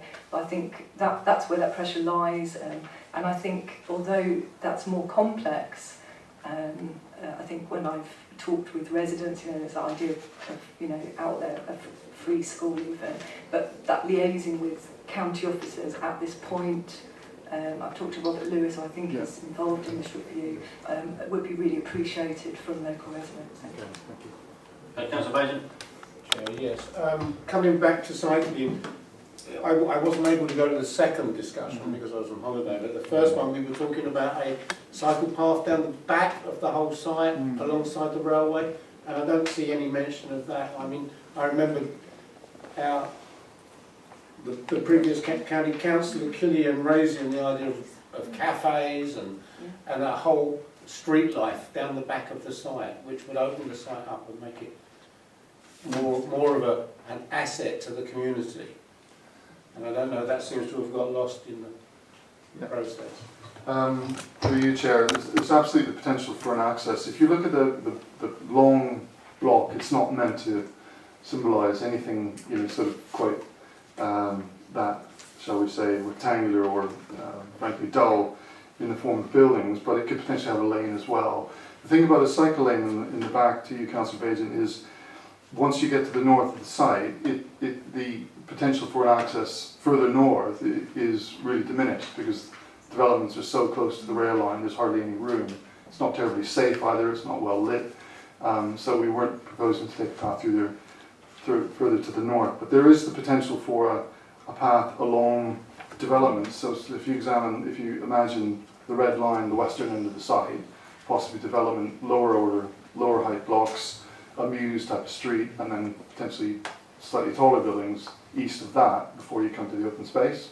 So there's potential for that. In terms of cafes, I don't think we really have the sort of density or indeed the nature of place to put in retail cafes, that sort of thing. There's, as I said, there's potential for community rooms, etc. But I think the site really needs to focus on open space, the things that could give back to the community, particularly around access to the Chisholm Trail, you know, usable public open space, not just, you know, sort of bits of grass and kit and stuff like that. So there's lots of potential in that long block on the west side of the site to have them used and to have, you know, connected cycling to the rest of the site and beyond. And maybe you might remember that we said a thing about a sign saying you will play with balls here, rather than you will not. Yes, Chair, we could see if Richards would, or a future developer, make one of those, absolutely. Because your wall day. Okay, thank you, Ben. Cricket then. Thank you. Right, okay, yeah, thank you. Right, next item. Can I take this item further? I'm going to break at 9 if that's all right. If possible. Yeah? We've still got another 4 items to go, so I just want to move things on if I can. Next item, we probably will break after this one, is the, well, originally it was going to be a report from Rebecca Avery, who's the Police and Crime Commissioner's outreach worker, who some of us have met. We do have actually tonight Graham Bright here, the Police Commissioner himself. Thank you, Graham, for attending. You're always welcome to attend our meetings, and you have done, I think, before up at the Abbey Stadium. I'm not quite sure now how you wanted to sort of use this item, but clearly Rebecca was going to give an update of her sort of role within the community, but I'll give you the opportunity to address both us and the members of the public here. Right. Well, thank you very much for allowing me to come. I think I'd like to just sort of stake out a few areas that we're looking at and what we're trying to do and how it affects you here in East Ward. The important thing is that Rebecca comes here and feeds back everything you say religiously, and that's what she's there for. We're aware, obviously, of concerns about speeding traffic. I'm delighted that we're beginning to get Speedwatch set up across Cambridge. That's really good news, and that is very effective in reminding people that they're speeding. Obviously, a big problem in Cambridge with the 20-mile-an-hour limit, and there's a lot of education work to be done there. And I think that having Speedwatch around and people being advised that they're exceeding that is good.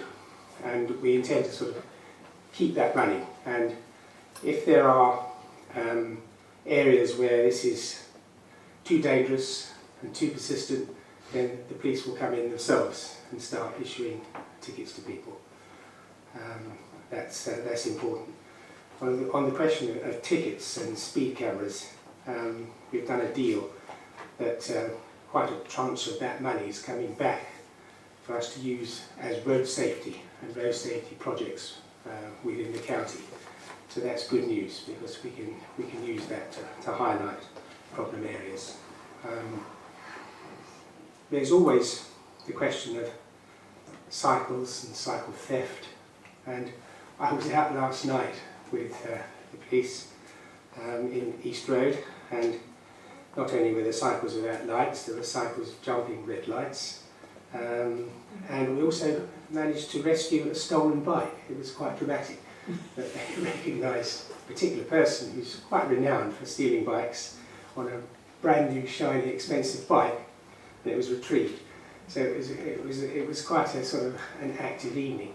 But we weren't only just working in Mill Road, we were in East Road as well, and in fact it was quite amazing that someone who was pulled over for not having any lights said, "Oh, I've already had a ticket round the corner," and he got straight on his bike and carried on riding. So he hadn't actually got the message. But on the second occasion I think he had.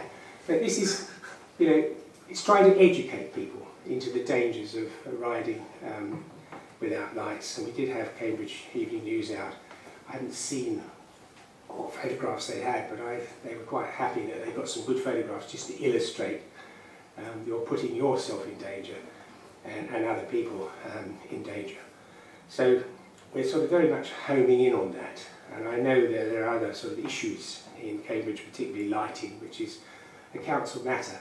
And I know the police have been urging that they'd like to see as many lights on as possible, but you've got some constraints, and the same as we have, and we understand that. And the thing to do is to measure risk, and that's important, that you measure risk. And it's risk not only from the point of view of people using the road, but pedestrians, and indeed whether that is enabling people to go in and steal things, burglars and what have you. So that risk assessment has to obviously be made. There's several things that I've been working on, and one of them is, I think, a great success, and that's the Victims Hub, because I was so concerned that people who were victims of a crime were waiting too long to have attention, too long to have help. And so I've taken over victims support in Cambridgeshire. We have a Victims Hub now, and that's partnered with the County Council, with various voluntary organisations. And I've opened it up so that we don't have specific crimes, but anyone who is a victim of crime is being offered assistance, and not after sort of a week, but on the same day. And the Hub also will deal with anyone who has a problem, because one of the things I'm concerned about is that we look after those who are victims and those who are vulnerable. So if you have people who are vulnerable, who are worried, who've perhaps been sort of hassled, or have just had a sort of a narrow escape from perhaps being mugged or something else, they can contact Victims Hub, and they will get expert advice. And I've also put in 3 psychiatric nurses there as well, so that anyone with mental health problems can be dealt with correctly. And I think that's very important as well. But this is something which I hope people take advantage of. And it is, you know, for the whole county. Interestingly enough, under the old regime, I think it's about 165 people we've dealt with. This is close contact with people. We've dealt with 4,800 so far in the last year, and have actually spoken to some 40,000 people. So I want you to sort of share that, and particularly people who want help. It's there as a service, you know, not a nuisance. You know, we're there to help them, and that's really important, I think, that people understand that. Cambridgeshire and Cambridge City is still a safe place compared with some parts of the country. Cambridgeshire outside is very safe, and we want to keep it that way. I've tried extremely hard, and in fact succeeded, in keeping our frontline police, because that's what everyone tells me they want to see, frontline police. We've kept our PCSOs, and we've made them more visible by using technology. And I think you're probably aware, I know that certainly Councillor Herbert is aware of what we've been doing on that front with the technology. We've got about 1/3 more visibility out of our police in and around Cambridge City, and it's increased efficiency as well as them being visible to the public. And we want to do that because people do get reassured when they see a police officer around and about. And so we're concentrating on getting that even better. We're at the front line of this again. Cambridgeshire often is in pushing that forward, and our technology is being rolled out to other people. The same as I forgot to mention, the Victims Hub, we were the first in the country, and we've now got a number of other forces that have picked that up and copied it because they thought it was such a good way of dealing with people. So all the other things that you talk about, Rebecca has religiously recorded back to us, so we do know about them. And I might tell you, she's not here so I can say it, she's quite persistent when she comes back, says, come on, someone's got to look at this, and we do. There are ways in which I obviously hold the police to account. We feed it in through the police, and if it's a serious thing that needs dealing with, then I go straight to Chief Constable. So feel free to talk to her, because it does come straight back to me, because she reports to me. And that's important, I think, for you to understand that. The final thing, I think, to say is that there is still concern, I have concern, and I'm sure that Anne will agree with me on this, on domestic abuse. It is a real problem. What is good, we're getting more reports now, so we're dealing with it, because people are feeling more comfortable to be able to report things. All of our officers have had extra training. They now all carry cameras on them, which is really good when they go in, because it takes evidence and there's no arguing about what they've seen. So we've got up to that. But dealing with it is something that we're looking at further as to how we can better cope with that, and how we can give people reassurance that if someone reports something it is dealt with. There's all sorts of ways of recognising where you have domestic violence, very often through the children, obviously neighbours, witnessing things. And it is a problem, it's a problem right here. A lot of people tend to think, sweep it under the carpet, it isn't, but it is a problem. And I just want to reassure you that it's something we're reviewing and looking at to try and get even better at dealing with it.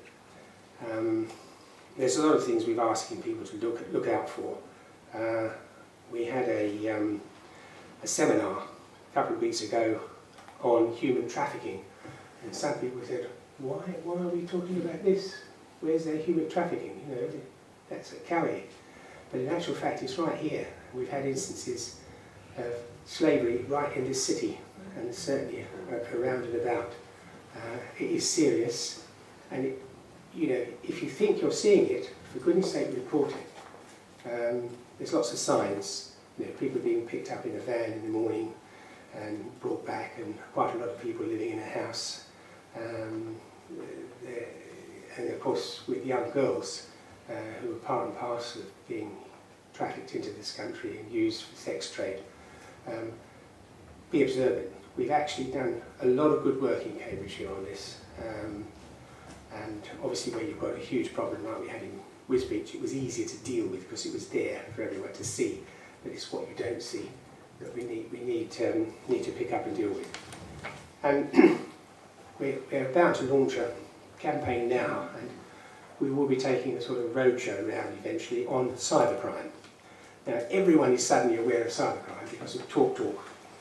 It is a big problem, and you'll be pleased to know that we have set up our own operations unit in Cambridgeshire. Rather than rely on sort of national stuff, we certainly will be working with national stuff because a lot of this goes back to China and Nigeria and other such places. But we've got a team, which I went to visit them a couple of weeks ago, that are setting up next week. So we'll have our own unit in Cambridgeshire to try to deal with this. It's a horrendous problem. And the best way of dealing with it is preventing it. And that means getting the message over what you shouldn't do. Because it's easy, as the Chief Constable said, you could have a policeman outside every house and you could still be ripped off because you're sort of on the computer or talking to someone on the phone. So we've got to get that message over. And I'm really pleased that youngsters are getting the message, and we've done a lot in schools with that. And I'm also really pleased that some of the older members of the community are aware. And in fact, they're probably more aware than others and are really careful. So we'll be taking that around and you know, be happy to sort of bring it up to this part of the town if you'd like us to get people to see what it's all about, tell them what they should stop doing. So there's lots of things that are happening, and we could talk for ages about terrorism and all the other sort of threats we have which are being dealt with, you don't see, but are being dealt with to keep people safe.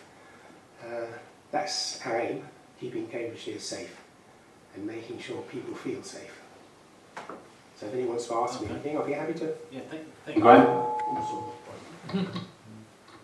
Thank you, Graham. I'm sure there's a few questions. I don't want too many because obviously we have other items on the agenda. Councillor Sinnott? What about the audience as well? Oh yeah, and I will take questions from the audience. James, I'll take you next. Okay, thanks, Chair. Thanks, Graham. Very pleased to hear that you're setting up a cybercrime unit, but I won't ask any about that. So just 3 areas I would like to ask you a question on. One is the speed watch and fines to be imposed and the money to be used for traffic mitigation. So will the funds raised be spent in the area where they were raised? In regard to the lights, if I understood you correctly, you seem to be saying that lights deter crime. I would agree with you, and so would many people in the city. And you said a risk assessment has to be made. I thought I wasn't sure if you were really clear about where the responsibility for this lay. It is a county issue, so not city. So I wondered if you have spoken to the county about conducting a proper and thorough risk assessment. And then my third question to you is in relation to domestic violence. There are other routes to dealing with this horrendous behaviour other than the criminal justice route, but that's outside of your remit, so I will say nothing about it. But what I would say is that we absolutely need clear data. I mean, at the moment, domestic violence covers a whole multitude of crimes, including violence between siblings, violence between in-laws. And what we really need is clear data about intimate partner violence abuse. And will we ever get it? Well, a lot of questions there, Graham. 3. A huge number, more than 3. 3. No, 3. I mean, the answer to the last question is that's what we're working on, because we want to try and... Because unless we flag it up, people aren't aware of how serious this is. And it is really serious. And the financial cost of it. And the more I sort of see, the more before I realise how harmful it is, and it often generates future problems, particularly if children are split up or they've been in that sort of violent situation. Yeah, just it comes to what I call the revolving door, you know, and we really have to tackle that. So the answer to you is I can't promise exactly what yet, but we're working on it to try and get a real handle on it. That's what I've agreed with the force, that we've got to do that. So as well as increasing what we're doing, and we've talked to County Council about it as well. And there's some view that we're too quick to move, others that we're too slow to move, but we've got to get it right. The thing is, you've got to move when there's a problem. In terms of cash, don't get too excited about that, because the cash we're looking at is cash that comes from ticketing and cameras, and that is run, as you know, road traffic is run over the 3 counties, Herts, Beds and Cambs. But cash is coming back, and it will be a reasonable sum of money, which is agreed, and we haven't got a figure on it yet as to what we're going to get, but it should be used for road safety. And we're also using that to fund the charity trust for road traffic accidents that deal, you know, with bereavements and help people along, because that is a really good trust. They work hard, so we're putting money there. But we want to use it for publicity and for the police to use, you know, for purely publicity for it, rather than sort of enforcement, just to make people aware of various areas of problems. I mean, one of them that we've really got to get a handle on is people using phones when they're driving. You can't believe how many. I'm sure you would. You've only got to stand down the road and watch. So that's that.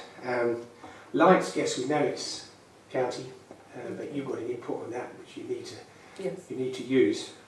Yes, we are talking to them, and the police have been quite active. And I was concerned that we didn't want to put the blocks on local authorities who are trying to save money, but you've got to get the balance right. That is really important. But to have sort of blanket, no lights, is not useful, to say the least. We've got to get that right. I've dealt with domestic violence, and of course Speedwatch, we are building up teams in really good. We've got a good man who's running that now, and that does help. We know it does, no question about it. And hopefully that will help, particularly where you've got the 20-mile-an-hour limits, to make people realise, because they don't. I mean, I've got a fairly fast car, to say the least, but it's got a speed limiter on it, so I can't drive above 20 miles an hour. And the number of people who flash their lights at me because I'm doing 20 miles an hour is unbelievable. And I was overtaken by a cyclist the other day as well.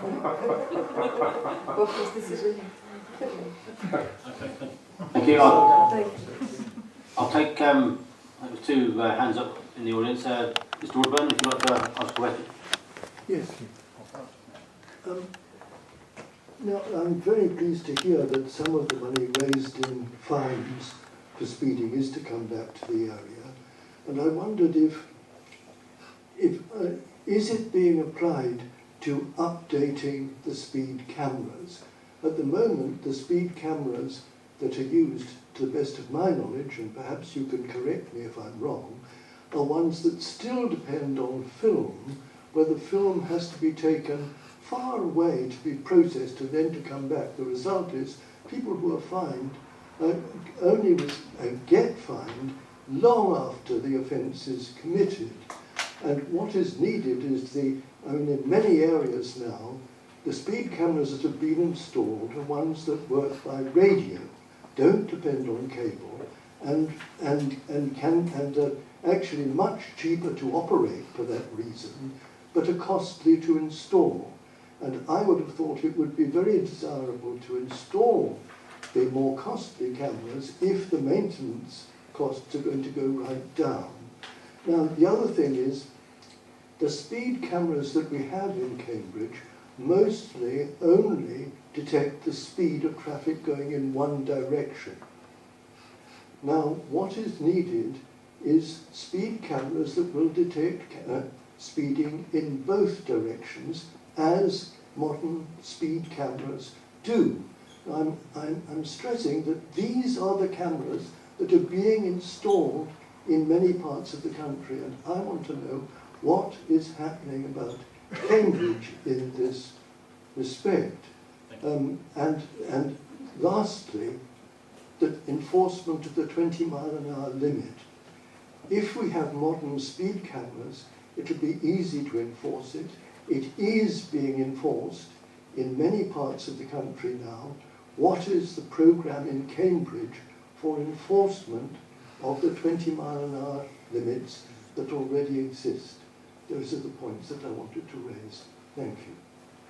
Okay. Well, as I said already, road traffic is organised on a 3-county basis now, with Hertfordshire and Bedfordshire and ourselves, and that is actually it's led by Bedfordshire.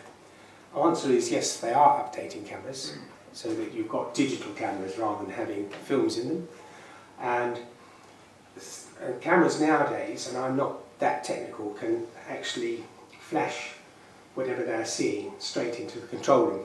So it is instant, and if there's a serious thing occurring with someone going really fast, it can alert the control room to get someone out to have a look at it. So this technology is coming.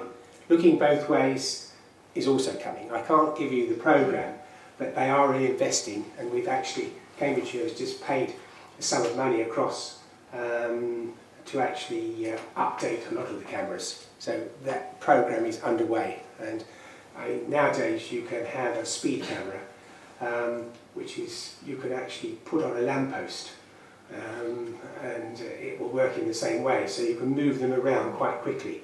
I'm quite keen that we try to do that. I think I've spoken to you about that, because it came up, I think, at a panel sometime. So yes, you're on the ball. Well done, and yes, we're moving down that path. How soon? How soon Well, can we expect this to happen? How long is a piece of string? We've got to convince people to get on. They're getting on with it now. It's happening, but how soon it's going to happen? Around here, you'll see cameras being replaced, and well, they don't necessarily replace them totally, but they put new bits inside them. But that is happening. And what's the Okay, sorry, can I... Go on, last one, yeah, go on. Make the comment again, please. 20 mile an hour. Well, I think I've covered that. We're obviously going to use Speedwatch to help on that front. Then we want to get to, when we find hotspots, and there are hotspots everywhere actually, to get the police to start issuing some tickets to people, because there's nothing like having a purge and the news getting round that, don't chance your luck because you're going to get a ticket for it.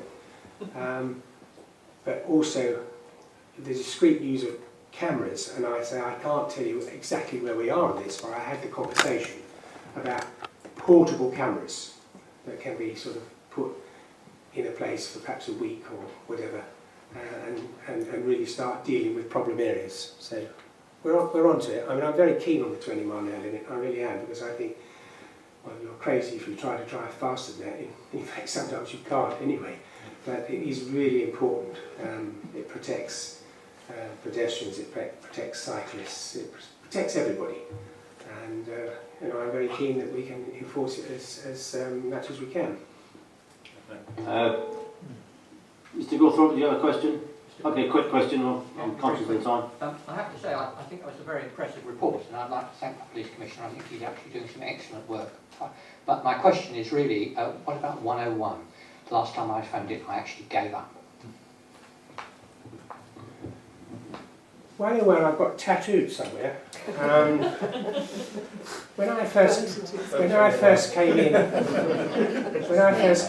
as the police commissioner, I was the one that raised the problem with 101 because I was aware of it, and I can tell you that I had a meeting in my office after I'd been there for 3 days, and I had to phone 101 from the office to prove my point. And I gave them a target of answering 101 in 30 seconds. And we're well past that, because the initial pickup is between 4 and 9 seconds now. And surprise, surprise, we're the fastest in the country. No one will believe me on that, but we are for the initial pickup. The problem comes on the handle. That's where the problem is. 50% of the calls are dealt with on that first pickup. but it's handing it on and how you do it. I did authorise extra staff, and at the moment we're still looking for them because we had to have 10 extra people, and we're now looking for, I think, 15 because people have left. So we've got 7 in training at the moment, and it takes 8 or 9 weeks to train somebody because you can't just go and do that job.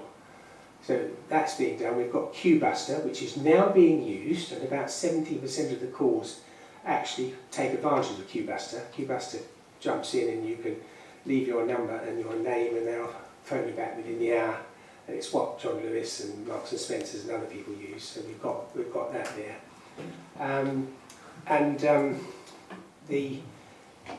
It's been the bane of my life trying to sort of get this sorted. As you know, I'm not responsible for operations. I can set the targets, I can ask them to do things, but I'm not in charge of operations. We have a new Chief Constable, who I might tell you is, in my opinion, an excellent new Chief Constable. And one of the first things I did was have a meeting with him and say, now, I really want this sorted. And he's promised me he's going to, and they are actually getting on with it. But it does take a bit of time to do it. And to anyone who has to wait or give up, I really apologise because it's not on. And when people quote 45-minute wait, that is ridiculous, you know. And I said to them, well, for goodness sake, you must have some technology that flashes lots of lights or does something if people have been hanging on. Because the average is only 4 minutes. And that's, I'm reasonably happy with that, but I'd like to see that come down more. So you've got my absolute pledge that I say this has been something I've been wrestling with, and we now have the Chief Constable seriously involved in this. It is operational matter, and suddenly things are starting to move rather faster than they were. Okay, there's now 2 further hands up from the audience. I'll take those 2, and I'll take the 3 councillors I've got listed, and that will be the lot, because I'm going to finish this item. No, sorry, you can't go back. Mary? Thank you. I just wanted to ask you about the mobile speed cameras, because my understanding is that when they are fixed to lampposts, those street lights have to be lit. And so there is a potential problem here if we have the street lights switched off in residential streets, that actually those mobile speed cameras can't be used wherever the police actually feel they need to try them out. I'm not technically minded, so I can't answer that specifically about lights being on. My understanding is they can see in the dark anyway. So I don't think it does rely on street lights being on to pick up car numbers. Because that's what's about, speed and the number plate. But don't hold me to that, because I'm not technically an expert on it. But that's as I understand it. They are pretty well standalone. I mean, if your team or Rebecca could answer that through the area committee, through us, that would be useful for all of us to know, Mr. Bright. Martin at the back.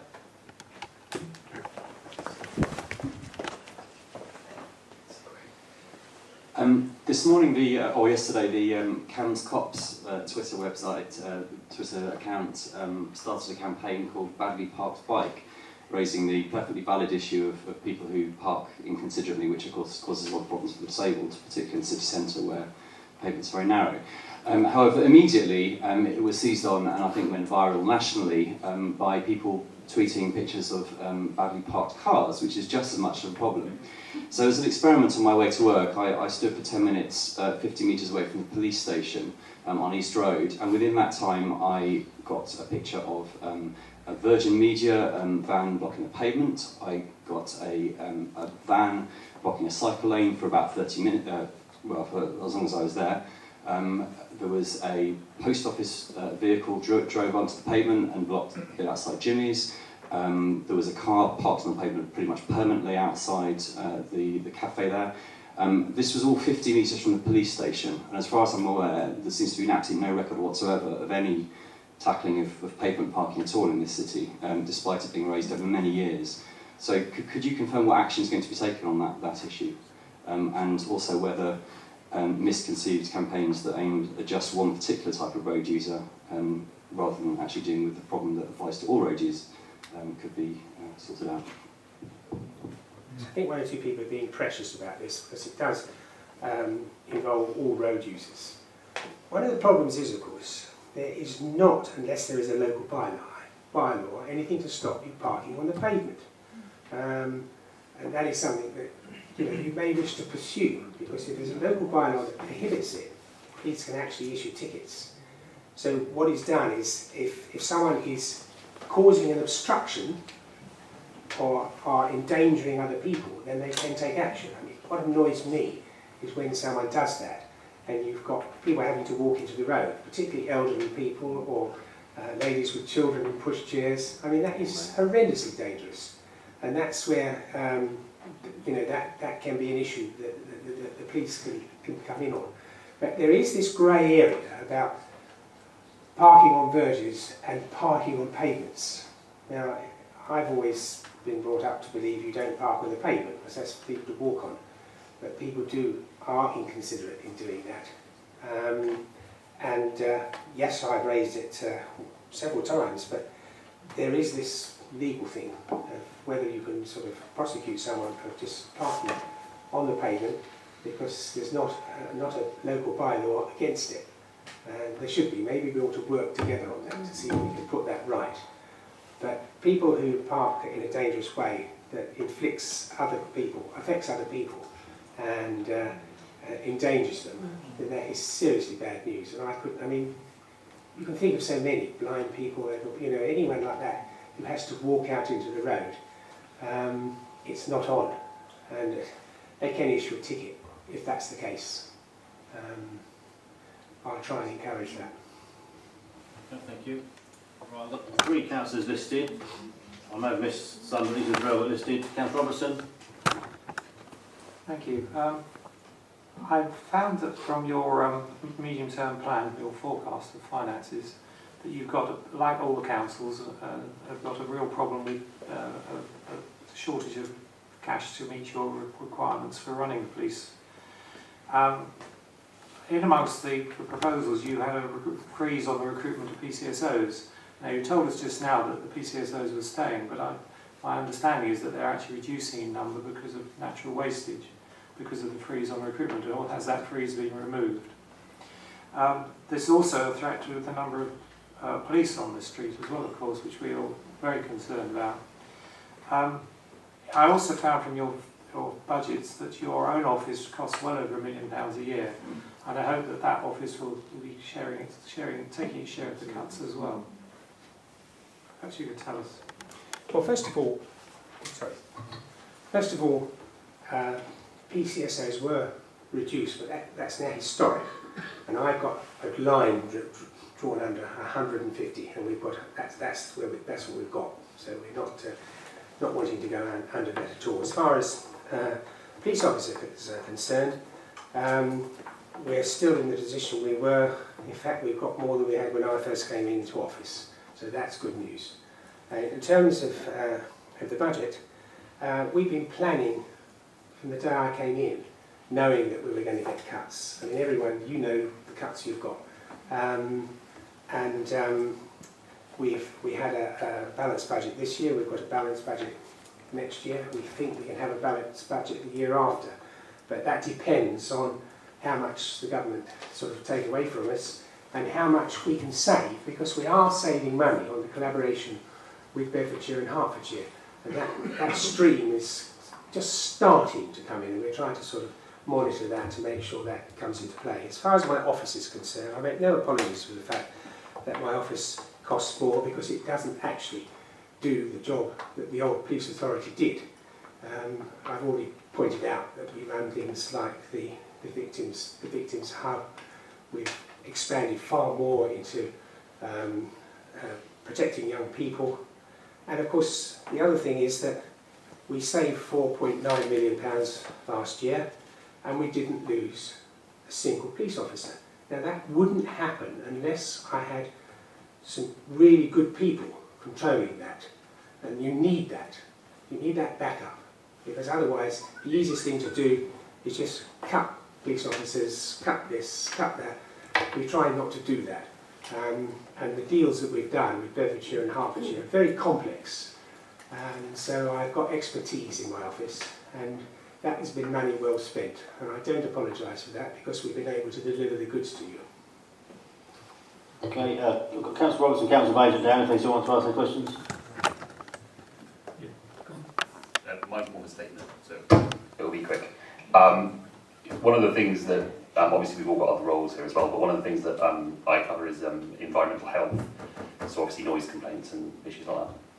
Now obviously recently on Jesus Green in Cambridge had a number of issues there, and the police so far, I mean it's an ongoing process, but the police so far have been brilliant in dealing with that with our officers and so on. The issue I'd just like to raise, and it's just one that I hope you take away and at least look into, not in the review sense that takes weeks and months and years, but just in the cursory when you're sitting down with your chief constable, is how the police deal with those odd occasions. In Cambridge we deal with 1,000 noise complaints a year. Those odd occasions where we have a rave or a big event, and we do have them in Cambridge, Mercer's Row for example, and on that occasion a number of residents who went to the police while the noise was going, obviously the police's policy generally is don't barge into a room full of drunk people, obviously it could get worse. The element of it that sort of slightly aggrieved me as a councillor for that area was whether it was a miscommunication or not, was blaming the council for not going in. So it's just more a question of just looking at your existing policy and working a bit more in conjunction with our officers and obviously Fenlands and Huntingtons and other people's. So there's a bit of a joined up thinking about how, when it does happen, and also more importantly working proactively to put board up places before they become susceptible to people breaking in. Well, I don't know whether you realise or not, but the piece of legislation dealing with that was my legislation. I put it through as a private member's bill because I was very concerned about it and there was no real control, and we gave powers to the local authorities to issue licences for these, and if it's not licensed, it's illegal. And the police have powers to take equipment away, and vehicles and everything else, so they have huge powers to sort of deal with that. One of the problems, of course, if they are instant and no one spotted them coming, and there are so many of them, it's quite difficult to deal with because you've got to bring in resources from elsewhere to help us. But that shouldn't deter anybody, because I'm quite determined about that. I did spend nearly a year in Parliament getting that through, after consulting with lots of local authorities and the police, and to make it work.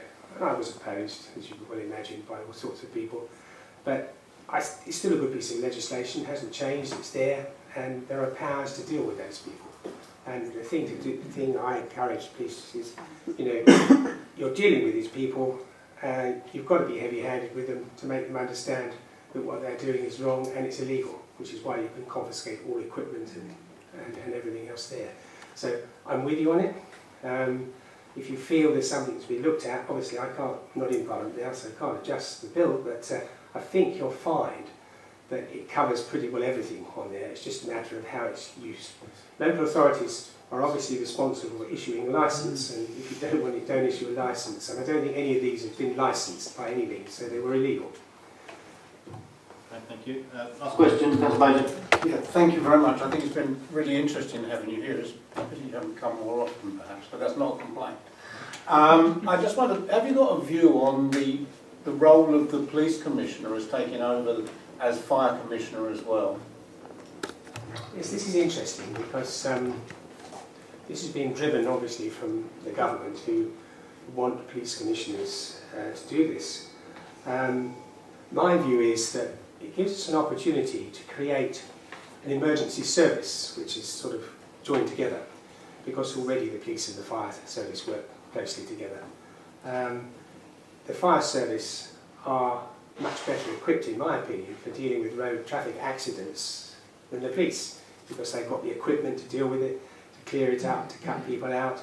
And of course there's the new camera they use, which is a rotary camera, which records the scene, so you don't have to measure everything as you used to in the old days. You take that back and do it on a computer. So I can see a real advantage of working with them on that, as well as integrating them within sort of safety in general, because one of the great things the fire service have done, they've done themselves out of a job by putting so many smoke alarms up, which is great. I mean, it's fantastic that that has happened. But when they're doing that, we quite like them to have a look, particularly in elderly people's homes, perhaps put a burglar alarm in there as well. They're very cheap to put a cheap burglar alarm in, and take that forward. And they could also, we could train far more of them to be paramedics as well. So it would make a true emergency service. I mean, the government also sort of flagged up ambulance, and I took one look at East of England ambulance and said, well, I don't even want to think about it. We are talking to the fire service about this now. There's an enabling bill going through, and it has to be done by agreement. We can make a business case and contest it if they say no, but I want to try and take them with us, in a friendly way. It would help save them a lot of money, because the fire service in Cambridgeshire, as you know, is an independent operation from the county, and they have their own HR and accounts and everything else. Could easily save money on that. And very high salaries for their bosses. Absolutely, tell me. You don't need to tell me that. The previous chief constable always used to remind me that the fire chief earned 50% more than he did, and he used to come up so often about that. I do know that, but we can, obviously that's something you look at. In the same way as their control centre can come into our control centre. So there's savings to be made, but I have a lot more efficiencies. And I think I've been talking with Northamptonshire, who are well down the road on this, and we had a conference on this last Friday with my chief executive and the deputy chief constable, and Essex were in on it as well because they were interested. And you can see a pathway through, and I've obviously met Sir Peter. Now I've got the chief constable talking to the chief fire officer and starting to put a team together to see how we pursue it. I do want to get on with it because I can see not only does it save money, but it makes a much more efficient service to have one control room and dispatching and using the fire service really efficiently. So I'm all for it. Okay, thank you. I think we'll conclude that item. Definitely need a break. I would say come back about, look at that clock on the wall, 25 to, folks. And apologies for those people who've waited for the other 3 items. Thank you for coming. Please have yourself a tea and coffee at the interval. And refreshments. Okay, our next item is County Council street lighting proposal item. Now, I'll let Alan introduce this item, Alan Hitch from the County Council, and then I'll invite comment. But I've got a question already put forward that we've held back from Mary Nathan, and I'll let Mary have the first question when Alan has finished his introduction. Alan?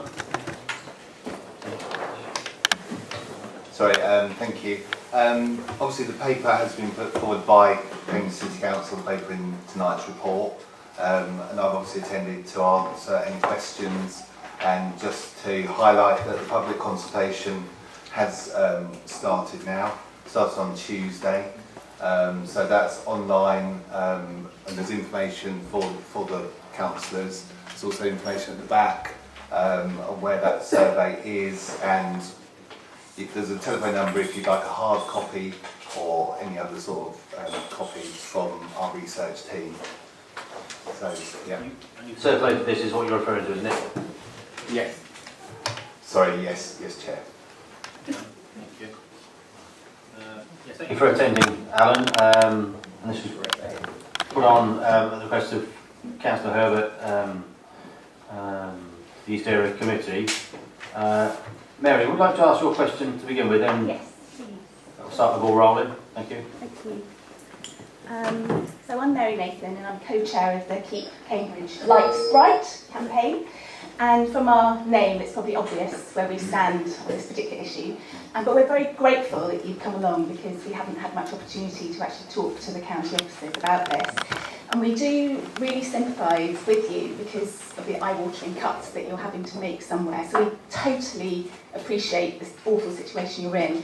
But we just feel that switching off and further dimming the streetlights in residential areas in Cambridge will save a very relatively small amount. In fact, not much more than the salaries of the 2 new officers being appointed to answer queries about Balfour Beatty and other things with streetlights. but actually the impact on individuals and communities could be really dramatic. So my question is actually about the public consultation.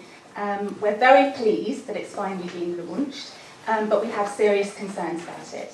So first of all, over the last few weeks, just our little group has spoken to over 200 people. And of those people, we found 10 who had heard about proposals for the switch off. So our first question is, what are you going to do to actually inform Cambridge and the county about this? Because what we're finding is that people do not know.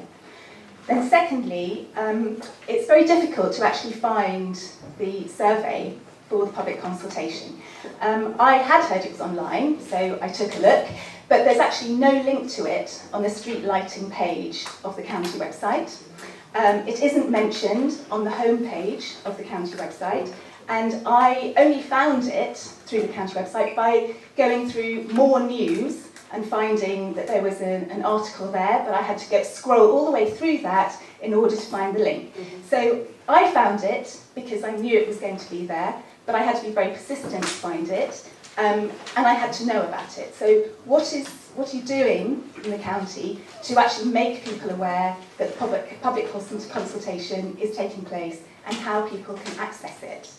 Then thirdly, we welcome the fact that as well as being online, the survey is also being provided in paper form and braille and in other languages and as an audio disc and so on. But again, how will people know that that's available? Because the only way I knew it was available was by reading about it online. So you have to be online to find out that you can get to it. And I know that people can, as well as emailing, they can ring and they can write to the county. But again, you would only know that if you were online. So we feel it's quite discriminatory at the moment, the situation, for people who are not online. And then finally, if the responses are overwhelmingly negative, and the responses that we've had when we've been talking to people have been, that's how people feel. What is the county actually going to do about their plans? Will it actually affect the plans for the switch off? Thank you. Okay, thank you. So, some good questions there as a start. Yes. Before the councils begin. Yeah. Well, the survey has, we did put out a press release, and I believe it was in Cambridge News, and obviously it's on their online webpage. I'm sorry that obviously backs up what you just said. I think with regards to the web page, I obviously need to speak to my colleagues who are carrying out the survey and who have put it onto our website. And obviously there does need to be a link from our street lighting page. And I think given the issue and how important it is for Cambridgeshire, there should be a link on the main page. So I'll take those suggestions back, and I think they're very good points. Thank you. With regards the feedback, once the consultation is completed, there's been two sort of threads of consultation. We carried out a 3-month consultation with the parishes, the town councils and the district councils, and obviously Cambridge City Council, which at the moment we're collating the feedback on, so that ended at the end of September. The public consultation, as you're aware, has just started and it ends the 11th of December. The report, the information will then be all put together in a report, and it is scheduled to be took to County Council's Highways and Community Infrastructure Committee in January 2016. And obviously from that position, the members will have the information in front of them, and they'll be able to advise us as officers whether or not we proceed as the proposed plan, or if there is any changes to that plan. Could I just... Come back. Just the point about the paper forms and so on. How will people find out about those? Are you planning to do any letterbox drops, or are you going to put them in libraries, or how will you actually make people be able to access those easily? Sorry, I think again it's something that I need to take back to the team that have put the survey together. Yeah. I think libraries is another brilliant suggestion, so I will take that back. Thank you.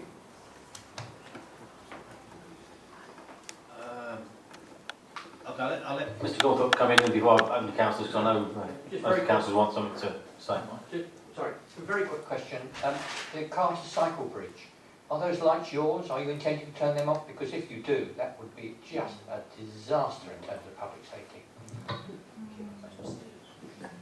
Thank you. I was speaking to my colleague in Bridges this week. The lights on the Carter Cycle Bridge they're owned by the bridge as part of the structure, so they will not be being switched off. Can I just sort of outline? Obviously, it's not a blanket switch off, and as part of we call it sort of profiling the operating times of the individual streetlights. So as the gentleman from the police also said earlier, a risk assessment is carried out on each and every road. So we're not going to switch off conflict areas, so where there's traffic calming features in a road, where there's roundabouts, where there's sort of pinch features between roads. I know in Romsey there's sort of wider street, etc. So we're taking all the sort of what we call conflict areas into consideration, and those lights in those streets would not be switched off. As part of the overall plan, we're not actually switching off the lighting on main traffic routes. Where CCTV cameras are, we've worked with the Cambridge City CCTV team. So wherever an area is covered by the CCTV arc, I think the CCTV call them, the lights will remain on. So that obviously, CCTV's coverage still works. With regards to police as well, we are very flexible, and if there is areas that the police are telling us should not be switched off, then obviously we'll take that into consideration. I've got 5 already, another. Yes, Councillor Bowden. Right. You didn't answer, I don't think, the question about what's the plan if you get a totally negative result. I think I'd like to ask that question, and I want to be very clear in my mind, why did the County Council choose to turn the streetlights off in Cambridge? Here we are again, a big city, full of people who move around across the 24-hour spectrum, and the County Council is planning to turn the lights off in the back streets of what is a cosmopolitan and busy city with cars parked on the pavement because the County Council allow them to park on the pavement. It is just absolutely unbelievable to me that the County Council are behaving so irresponsibly. I think thank you, Chair. Obviously savings are behind the pipe night light switch off and the further dimming. County Council in its business plan has agreed to make 272,000 savings from the street lighting energy costs, and that's set against an overall savings to be made by the County Council in the financial year of £41 million. It literally is across Cambridgeshire, and I think obviously if the savings are not made from the street lighting energy costs, there would be other services that need to be cut, possibly for vulnerable users. So, I mean, that is the brief that we've been giving as officers. Smith. In asking this question, I do have to say that I live near to the Carter Bridge, so that might be seen as an interest, but it's as part of a wider question. You talked about the lights not being switched off on the Carter Bridge. There's also the issue of access to the Carter Bridge. You talked about major traffic routes. I would like to clarify whether you mean car traffic or whether you mean major routes for cyclists and major routes for pedestrians. There are plenty of places around our part of Cambridge which are used heavily by people on foot, heavily on people by bike, perhaps almost not at all by cars. And I think we need to look at this as a wider public safety issue, and as a secondary point, I'm extremely concerned this will drive people into their cars, if you excuse the terminology. I'm very worried that people will be concerned about going out late at night, and that particularly women, but not just women, will be very worried about walking or cycling in the dark and will therefore use their cars, raising pollution. We don't want that, and at the very least, let's make sure we keep things on until the last train home. back to Cambridge from London has arrived. I think it's ridiculous that people could be coming back on the last train and they get to Cambridge and all the lights are off. So particularly I want you to talk about how we are defining major routes. Major traffic routes from a highways perspective would be the main traffic routes as defined by the hierarchy for our roads. So it would, for sort of outer Cambridge, it would be A roads, it would be roads, we literally have classed the ones that are in our hierarchy as distributor roads, main traffic routes from our sort of assets teams information. So where they define them as a main traffic route, that is where we took our brief from. And it is in line with the way that we light roads and the way that the lighting has been replaced under the BFI contract. So that is, so the minute you come off, so say in Romsey, so Mill Road is obviously, you know, a main traffic route through. When you come off of Mill Road, we've defined those as link roads and non-main traffic routes. So it all goes black. So even the access to a major bridge, a major cycle bridge, will be dark, is what you're saying? In line with our proposal, yes, at present. What I would say is obviously all the points you've raised are the points that we would welcome to receive in our feedback so that members can consider those points. Clearly you may not like the answers Alan gives this evening, but you have the right to respond to the consultation and say so. Councillor Smart. Thank you. Picking up from what Councillor Smith is saying, the question of the station is obviously a major issue for us in this particular area committee. At least 3 of the wards are major routes from the station to the whole southern part of the city. And I, like Councillor Smith, I'm very, very concerned that there are going to be several well-used trains coming in after the cut-off time, if the cut-off time stays as it is. And I would very strongly suggest, with Councillor Smith, that this should, the turning off should be delayed until at least 20 minutes, if not half an hour, after the last train. And before the first one in the morning. Before the first one in the morning, yes. Yes. Well, it's the station that is particularly a concern as far as I'm concerned, and I think should be a particular concern of this area committee, as you know, in contrast to the others, because it's a bit of our area. I'm also very concerned that you define major traffic route as for vehicles which have their own lights anyway, i.e. cars. I would have thought a major traffic route for cyclists and for pedestrians who, although they may have lights, are much less powerful, would be, quite frankly, I think you've got it the wrong way around. And the cars have got their own lights, they can see where they're going, and I think if they can't, they shouldn't be on the road anyway. Cyclists, okay, yes, we all know about cyclists who don't have lights, but even when they have a light, the beam is much less strong, and a torch, it has to be a humping great torch to compare with a car. I do think you've got it the wrong way around. For major traffic should be major traffic for cyclists and pedestrians. Cars can look after themselves. But it's the station bit that I'm really concerned about. And I don't think you need to answer because, I mean, you know, you could say you agreed with me and therefore you would throw the whole thing out the window. But I mean, you know, I'm not expecting that. Thank you for your comments though. Okay, Councillor Roberts. I feel a bit sorry for you, obviously, as a Christian in Roman times being thrown to blind. A few things. Firstly, well, once more, on the Carter Bridge, whoever you speak to about that, can you ask them to clean the outside of it? We clean the inside of it.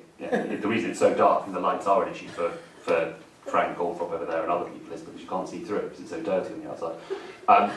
Just more generally, obviously, if I take these, I wish to take my own ward, we pay for additional cuts to verges, we pay for cleaning increasingly for other like roundabouts in Elizabeth Way, Wendy Young talked earlier, and we cover costs for that. We're painting a chunk of the fence, all the fence, all county assets Now, obviously, as an authority, we take about 14% of council tax. You take about 73%, and the rest goes to the police and fire. However, I have been made aware, obviously, of in response to a resident's complaint to the county about this whole proposal, that hey, we at the city should just pay for it, which I find is particularly rum, considering it's obviously not our responsibility to do it, and we are under our own financial pressures with issues to deal with. So my question is a very simple one: can you reassure us as councillors, bearing in mind that of the 42 councillors on Cambridge City Council, of Labour, Liberal, Green, Independent and one Conservative persuasion, I don't know any who are in favour of this, that we as a city authority, should someone write to you, you won't blame the city authority for what is essentially not our decision, but your decision. Not you personally, obviously. I appreciate it. I'm not quite sure who would have responded to anyone, public or members or from anywhere, but the Cambridge City should pay. That's certainly not a comment that we would make. It was Graham Hughes. No, it was Tom Blackburn next. No, it was Graham Hughes first, and then Tom Blackburn. Okay, well, I'm not aware that that was directly said, and certainly in the letter of response, we would certainly not blame another council for our own actions. Okay, Councillor McGuinness. Thank you, Chair. I won't repeat what's been said, but I have my own concerns, and they echo what's already been said. Just to add to this debate, on page 170, it talks about the commitment to savings of 274,000 county-wide. Could you just comment on how realistic this projected saving figure is? It contradicts something that I've been told previously. The savings figure is partly estimated because at present, as you're aware, the PFI replacement programme still is ongoing. So some of the savings predicted would be from installations still to be carried out. It was taken from the figures of installed columns, so the ones that we know about, and the estimated installation phases of the PFI programme, and well, it was carried out in partnership with our service provider, and at present, the figure is our best estimate of the savings that will be achieved once all the installations are in and once this proposal is carried out. Okay, Councillor Robertson.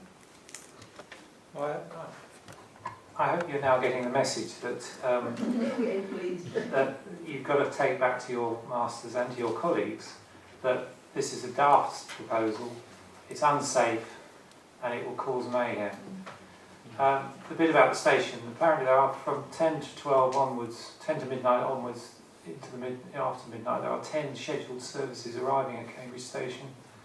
There are no lights that you're proposing to have on any of the streets to go into the station.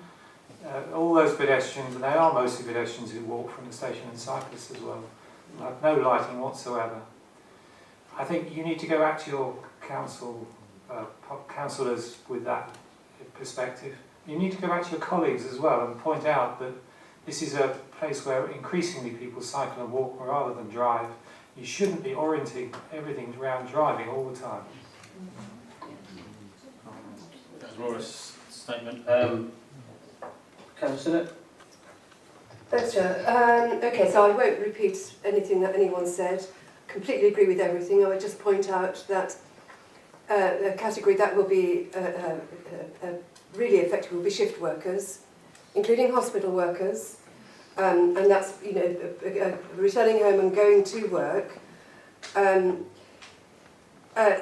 The county really needs to factor in a cost that will inevitably arise because of further dimming and switch-offs, i.e. because of accidents. On potholed roads, your responsibility, cracked and uneven paving, that's another county responsibility.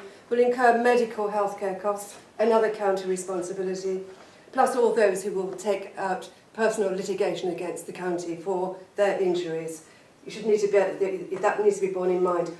I have this before me, which I presume is a copy of the online public consultation that's on. I looked at it at 5:30, and this phone number was not on there. I took the email. I thought I had took the number off of the front page, I believe. Like Mary Nathan, I could not find. I couldn't find this page on the website, and I. Sorry, did you? Sorry to butt in. I'm talking about the page that talks about the online consultation. That's what I'm talking about, and I'm saying that I looked at this at 5:30, and that phone number that I can see here before me now is not on the website, so it needs to be. Because some people will want to phone in. There are people who cannot use computers, who do choose not to, and people who are physically and mentally impaired who cannot. But every person in this city will be affected. Every person has the right to have their say. Okay, so I found particularly offensive the suggestion that the trade-off with our lights is penalising our vulnerable people. That's really pernicious, and it just so happens that the people who will be mostly affected by further dimming and switch off are our vulnerable categories of people. So that's a totally false trade-off, and I find it really offensive. My last point, Chair. Sir Graham Bright talked about a risk assessment. He said that, in his opinion, that crime would increase in the context of lower lighting and zero lighting. The county needs to look at all of the research, because the research study that you quote and you base everything on is contradicted by research by the AA and the Institute of Lighting Engineers. And there's also another police link to a piece of research that I quoted in my letter to Steve Count. But my most strenuous request to you is that you must publish your risk assessment. You must publish it in its full breadth and depth, including the methodology, and the results must be published. Thank you, Chair. I think obviously, you know, we welcome these comments. Obviously, there are all points to be considered. I will take back the request to publish the risk assessment and the associated information. Good. Thank you. I was hoping Mam's only made one contribution here, because I'm conscious of time. Councillor Walsh. Thank you, Chair. Well done, Alan. You're doing a very difficult job. I do think, given that certainly when I was the spokesman on this committee for my group last year, all senior officers were told time and time again that Cambridge would be different, because Cambridge, A, doesn't have parishes that don't have a precip limit, firstly, and secondly, there is such a huge distinction, as Graham Bright was alluding to, between urban and rural crime, that the senior officers should have seen this coming, and in my view, the senior officers should be sat where you are, not you. But we are where we are. I mean, you know my group did not support the budget, did not support this in committee, and will not be supporting this. And I must admit, as a binder, I find it a bit rum to find councillors in Cambridge who voted for the budget, none of them Labour councillors I might add, now running around the city opposing it. I find that ever so slightly contradictory and a bit more difficult to trust. County councillors. No city council supports it, I think we've made that clear. All I would say is that there is a plan B to back up what the question that Councillor Baton was asking, and that's £55,000 or roundabout for Cambridge. If the County Council can't find a compromise position, it should be funded from reserves for the next year until we can find a long-term funding basis for it. It's only £55,000, and Cambridge is so different from the rural parts of the county that it needs it. Can I let James come in now? Mr Woodburn? Yes, just a one sentence comment. Cambridge doesn't merely have, except the very high figures for pedestrians and cyclists. They are almost the highest in the country. I'm not talking about just the county, we're talking about the country. And our figures are exceptionally high. And what we need are proper figures for the number of pedestrians who are using these particular routes and the number of cyclists properly distinguished from each other, not an amalgam figure. Thank you. Thank you, James. Go on, Meredith. It's quick. Yeah. I can't give you that figure, but I can tell you that in terms of car ownership, Cambridge comes 223rd out of 248 local authorities in terms of car ownership. We only have a car ownership of less than 2/3, so 66% of households have a car. So you're actually talking about 1/3 of households in Cambridge have no access to a car. So they have to walk or they have to cycle. Thank you. Okay, Councillor Bassett. Thank you, Chair. Maybe the last one. I'm not a great proponent of shooting the messenger, and I understand you've come here tonight with a very difficult job, a bit like Daniel into the lion's den. But I think, as Councillor Walsh and Councillor Bajan have already said, Cambridge is a very different case to much else in the county, but not all else in the county. I think the next largest centre of population in Cambridgeshire is the St Neots conurbation, St Neots Ainsbury, which has a population of something around 35,000, I believe, off the top of my head. We run effectively a 24-hour city in Cambridge. We're a small major city. We bat above our weight in a lot of ground. We also are the home of 2 major universities. We have a lot of young people here who don't differentiate the difference between a weekend and the week quite a lot of the time.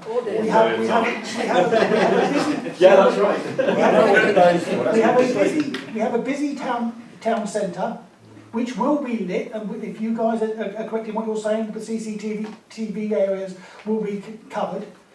But then they come home to our area, where they're billeted out in our wards.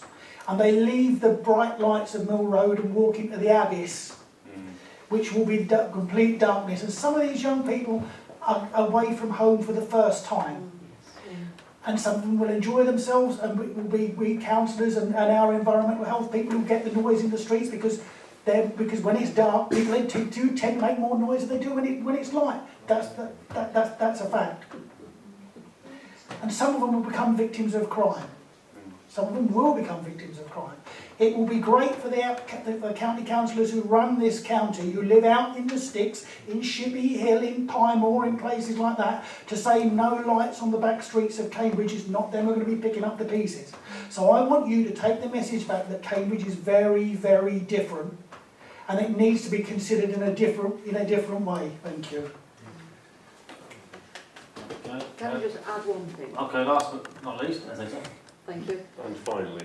And finally, It's good enough from him. the survey, the comments that I've had, there is not the opposition to dimming lights that there is to turning them off. And maybe that's a message to go back. I haven't had anything like the opposition to dimming. There are a few people. Do you know the level that they're going to begin to? Sorry. There are a few people actually who are saying, actually, I would rather like the lights turned off and then I could see the stars. But they are very much the minority. But as I said, there isn't the opposition to dimming. But as Councillor said, obviously, I don't know how dim is going to be. I mean, I have a suspicion that actually some of the lights in Romsey have been dim over these last few weeks. They have by 40%. Yes. And they're going to dim into Well, Through the chair, please. but as I say, I just wanted to make there is a distinction between dimming and turning off. That was a small point. Okay, well, sorry. Oh, go on then, Georgie. No, go on. I can't. Not let you speak. Right, on television last week there was somebody, a reporter outside of Shire Hall. It looked like a big ray of sunshine. All the lights were on in the Shire Hall. If they can have the lights on in Shire Hall, we can have them where we live unlit. Okay, on that note, I think we'll say thank you very much, Alan. In a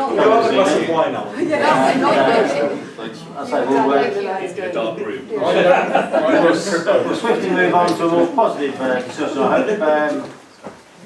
We have Mike Davis here, head of the County Council, who's going to address us on the last 2 items.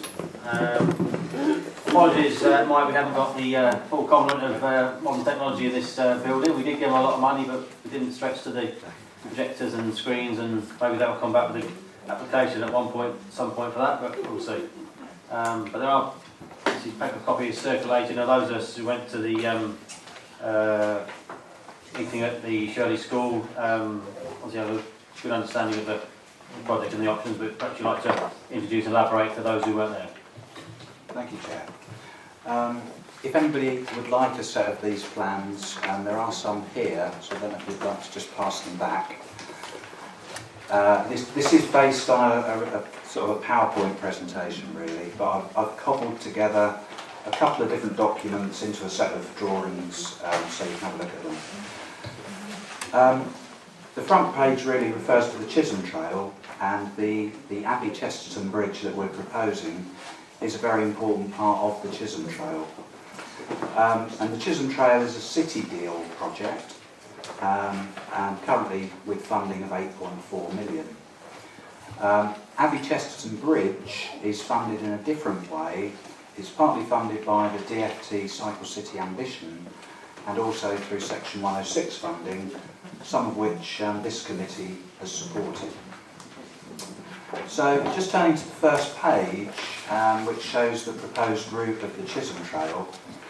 The consultation has just opened on the Chisholm Trail, and you'll have a copy of this document which explains the route. There's also a questionnaire inside it. It's also live on the City Deal website. I think we've already had about 270 responses, and we haven't even started the events yet, so I think there's a lot of interest in this project generally. You'll see that we've got 4 dates for the public consultation, starting on the 10th of November at Anglia Ruskin in Foyer. So please do come along to those events and find out more, talk to the project team. At the very last event, being held at Shirley School on the 19th of November, John Grimshaw, who is the consultant who's working with us on this, will actually be at that event.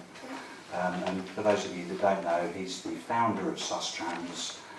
He doesn't work for Sustrans anymore, but he really is a specialist in progressing routes on former rail lines, really cycle routes. Very interesting bloke, so he'll be there at the last one.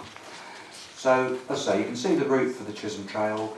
It is largely off-road, across commons, through rail land, linking up some of the green spaces in the city, and you'll see on that plan 1, 2 and 3 is really the area that we're interested in tonight. 2 is where the bridge is, and 1 is access into the new station. So on to the next picture. This is an aerial photo which shows Ditton Meadows and Stourbridge Common to the north. It shows the existing rail bridge, and for those of you who haven't seen it, it is an enormous, massive green structure. Pretty ugly as well. Pretty ugly. And I've also just drawn on the left-hand side where the Chisholm Trail is proposed to come onto Ditton Meadows. It's proposed to come under Newmarket Road via a new underpass, skirting the piece of land next to the Leper Chapel, coming through a little area of woodland and across a former rail line into the corner of Ditton Meadows. It's then proposed to skirt Ditton Meadows, keeping very tight to the rail line, and then crossing as close to the existing bridge as possible. And one of the issues that we did talk about at the meeting at Shirley School, the public meeting, was to address the issues of the ramps. We had already spent quite a lot of time talking about the bridge itself. The ramps are obviously a very important aspect of this. The bridge would sit about 3.5 metres above the level of the River Cam. Obviously, we need to get people up to that level.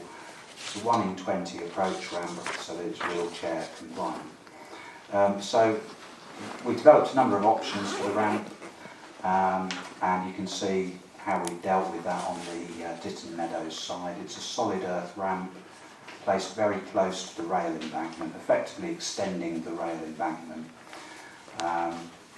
There would probably be a set of steps as well, taking you down to the towpath for pedestrians. Then on the other side, the Chesterton side, again we looked at a number of options for how we could put a ramp in place there. and the land actually falls from Chesterton down towards the river, so that plot of land is actually sloping anyway, so that effectively saves us actually building a ramp until you actually join the bridge itself. And that particular triangle of land is currently owned by Network Rail. We are seeking to try and get the whole triangular plot of land. It does give potential, as with other parts of the Chisholm Trail, for landscaping and sort of amenity value within that space. For instance, we could put sort of tiered seating between the ramp and the river. We could cut steps there, or even sort of put timber slats, that type of thing. So that's how we're dealing with the ramp on that side. And then the next plan just sort of shows a general overview of the area, how the ramps interface with one another, all of the various linkages, the link to Fenditton, proposed link towards Abbey and Romsey, links along the towpath to the city centre, and then at the top of the page, the link via Moss Bank into the new station. And then again, in more detail, this is an excerpt from John Grimshaw's document, part of the City Deal package.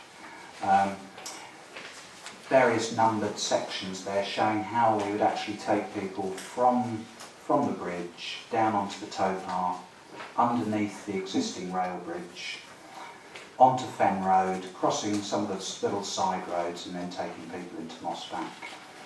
And this route is very much a route for everybody. You know, we want people who don't feel confident cycling to use a route like this. I mean, a lot of very confident cyclists might just cycle along Fen Road and not actually use some of these paths. But we really want to provide something for everybody to be able to use. Then we're on to the bridge options themselves. These have been developed by a company called Knight Architects. They're the people that designed and built the bridge at Newcastle, the bridge that sort of rotates round, the award-winning Millennium Bridge, I think it's called. They are specialists in foot and cycle bridges. That's all that they do, really. And they design bridges all over the world. Left to their own devices, they perhaps want to design a much more impressive £10 million kind of bridge. The brief here really is to come up with a design which sort of fits in with the landscape, not something like Riverside Bridge, which is making a big statement. It's a big expensive kind of bridge. This needs to be a bridge that we can maintain, a bridge that is reasonably economic to build, but something that reflects the importance of the location. And we know from all of the consultation we've done that a lot of people feel very strongly about the setting against the meadow. So we wanted the architect input into this. So they've come up with three options. The first option is described as a half-through structure. It has a sort of lattice effect on the outside. Some form of segregation is shown on the actual bridge itself. And the lattice effect carries on underneath the bridge as well. So I think the words the architect used was that this bridge is actually having a conversation with the other bridge. If that means anything to any of you. I'm better looking than you are. Have people often got a light on? To be decided. So on to option two. This is a wider bridge, and it actually offers segregation in the form of seating.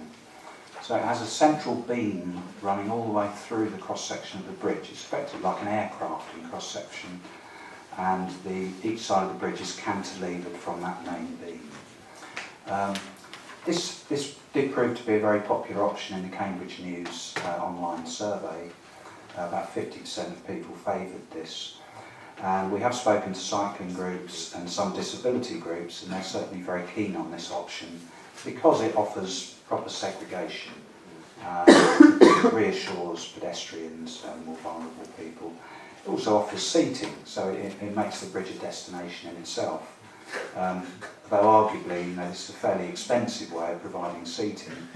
As I say, seating could be offered on the Chesterton side anyway. So on to the final option, which is option 3, and this is an arch truss. Option 3 is actually trying to offer some sort of shielding against the rail bridge. As I say, we are trying to place this as close as possible to the rail bridge. When sort of freight trains go over there and you're cycling next to it, and it could actually be quite an imposing thing really. So the arch is trying to offer a little bit of shielding against the rail line, but it's got a very open parapet on the other side to give you views across the open space. So this item is going to the Economy and Environment Committee on the 17th of November. We will be seeking recommendations to progress the detail of one of these designs and to take it forward to a planning application. Also seeking powers for compulsory purchase order if necessary, a number of other recommendations. So 17th of November is really the big date for this project. Thank you, Chair. Okay, thank you, Mike. Councillor Roberts, then Councillor Walsh. As someone who had to sit on this committee a couple of years ago, I think it was, when we put in some funding towards the initial plans, and I believe we asked at that meeting for match funding from North Area, which they eventually agreed to. I think we were the first people to put some money into We were the first people to put money, and it was a suggestion by myself and Councillor Richard Johnson. But what I would say is, obviously it's developed a great deal since then, and just on behalf of us as ward councillors and Abbey, obviously congratulations, but also thanks, because we never thought it would, at the time in that meeting, obviously you weren't there, there was a lot of muttering when the vote was had that this will never see the light of day for the next 20 years, and we were delusional. And if it wasn't for the votes from a couple of councillors from Coleridge and from, I think, Petersfield from memory, we wouldn't have even had that. So, thank you. And my personal preference is for the seating option, because I think the bridge should be a destination. Yes, Walsh. I'm going to attempt a feat that nobody has ever before attempted, and that's to try and outdo Councillor Cavanagh on cycling. But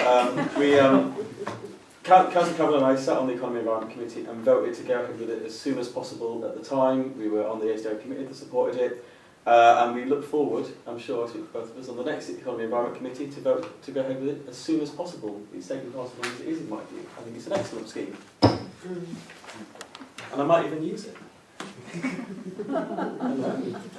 So I might sit down. Yeah. There are 3 schemes at the moment. Well, there are 4, aren't there? Well, 3 plus. Don't do it, yeah. But yeah. Councillor Hope. Well, it'll come back to the city deal board, but I just wanted to get a little bit. I mean, if it didn't already have a really good name, we could have almost called it the East Area Trail, but it's got a better name.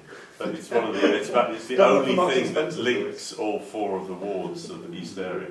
Anyway, that's a pretty tiny point. The more interesting comment I just wanted to get some feedback on, Mike, is that obviously there is some contention about the bridge, but that's effectively been decided, a different route. I'm interested in the routing on Ditton Meadows. Obviously it's great to hear that we've got someone who's got the potential to talk to Network Rail, because they are one of the most difficult organisations in Britain. So I just wondered how is the route going to traverse the meadows in a way which achieves what we need, but doesn't take away from the character of the meadows? Well, as I say, in terms of the meadows, it's going to really go right round the edge of it and keep very tight to the edge. But I mean, we've said all along with the Chisholm Trail, there is scope for sort of planting and creation of ponds or whatever people feel is appropriate. It's not just a piece of transport infrastructure. It gives scope for realisation of lots of other projects. We are working closely with Diana Foley-Norman from the City Council. She's on the project team.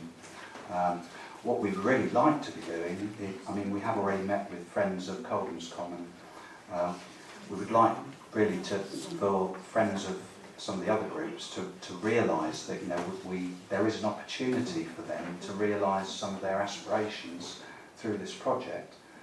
Rather than sort of perhaps being a bit negative about it, to say, well, this is actually an opportunity. If you think there should be, certain species of tree planted along here, or, like I say, creation of wetlands or bits and pieces, there is an opportunity for that sort of thing. Just the best.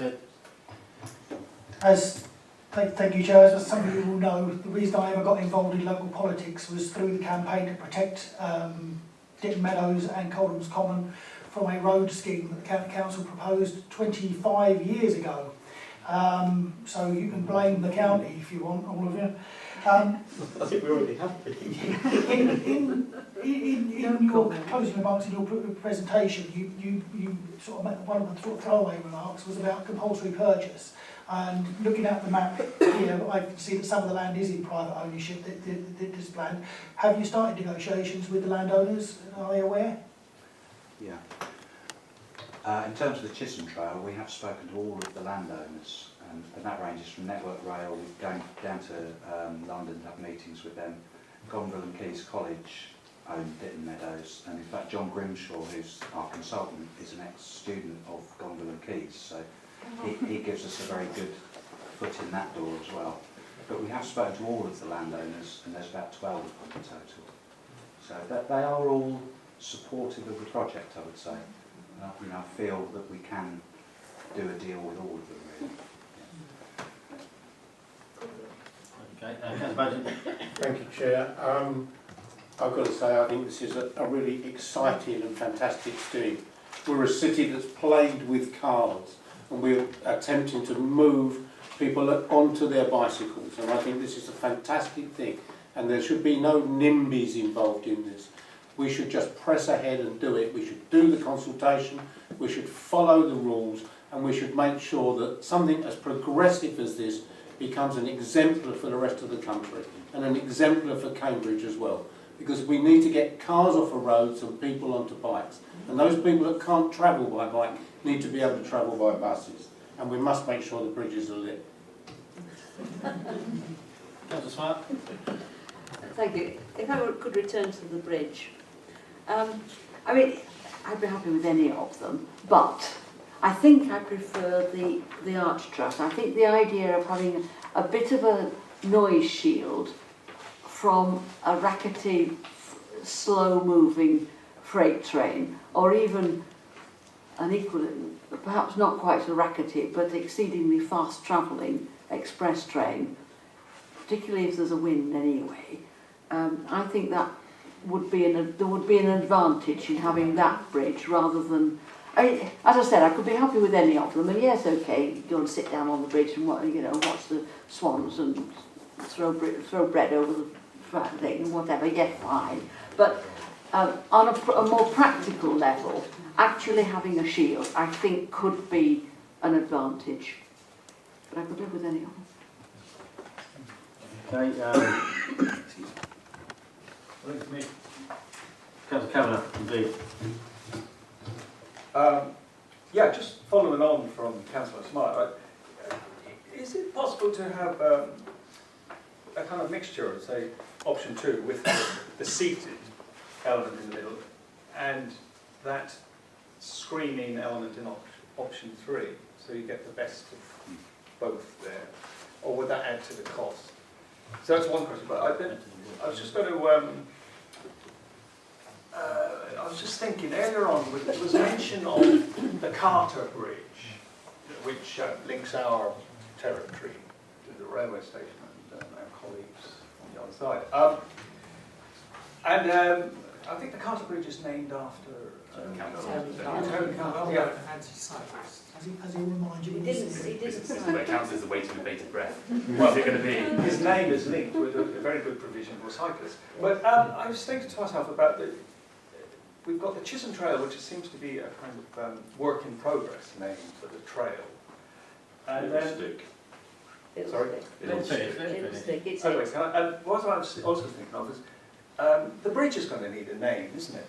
So what I would like to do is I propose. Yes, I'd like to propose that this bridge, when it does happen, because I think we have warded off the protests from the misguided NIMBYs, I think common sense is prevailing. But I'd like to stop this word.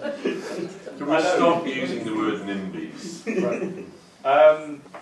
The name I'd like to give to this fantastic bridge is to recognise Alan Turing, you know, the great code breaker, Cambridge man, dealt with despicably in the after the Second World War, after his work had contributed to saving millions of lives, as has been calculated. But he had a very close association with this area, because he used to actually do a marathon run, you know, between Cambridge and Ely. He used to run up alongside the river and back against the train. This is long before, you know, marathons became hugely popular as they are now. And in fact, in recent years, there's been a kind of relay race called the Alan Turing Relay to Ely, of which I must point out to you, I used to take part and survived. It was not on a bike, on foot. So I just sort of opened that one. At some point, when this bridge is near completion, there will be huge debate about the name. So I'd just like to put Alan Turing Bridge forward. Thank you. The sheer bridge. Simple as that. Sorry. Councillor Roberts, and I'll let Martin come. Yeah, just briefly, I forgot to mention as well. Obviously, when you read about this in paperwork, but also in the newspaper over the last good few months and so on, it does get framed in terms of cycling and this, that, and the other. But I think from a ward perspective, on behalf of obviously, I know myself and Councillor Hart, who's here, and Councillor Johnson, isn't there? For us, the exciting element of it has always been the fact that we're talking about one of the poorest bits of Cambridge now, has a readily and healthy, without using a car necessarily, accessible route to what is a future area of travel beyond the train stations on.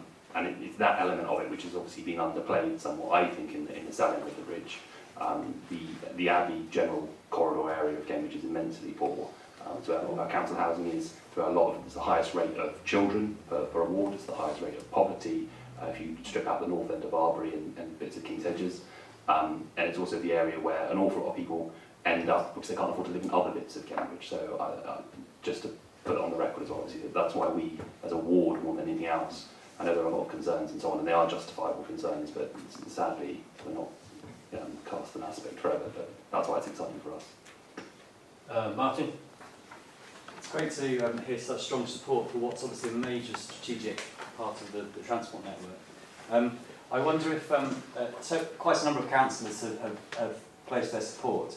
I wonder if each of those councillors could pledge to come to the meeting where it's to be decided in a few weeks and speak as ward councillors, because I think it's very important that there is a really strong show of support for what I say is a major strategic project. You know, this is not a small little thing. This is a thing that would, as you just said just now, you know, we'll open access to employment, it'll enable sustainable transport, all sorts of things. You know, it's a major project. So could each of you commit each to come to the meeting, if possible?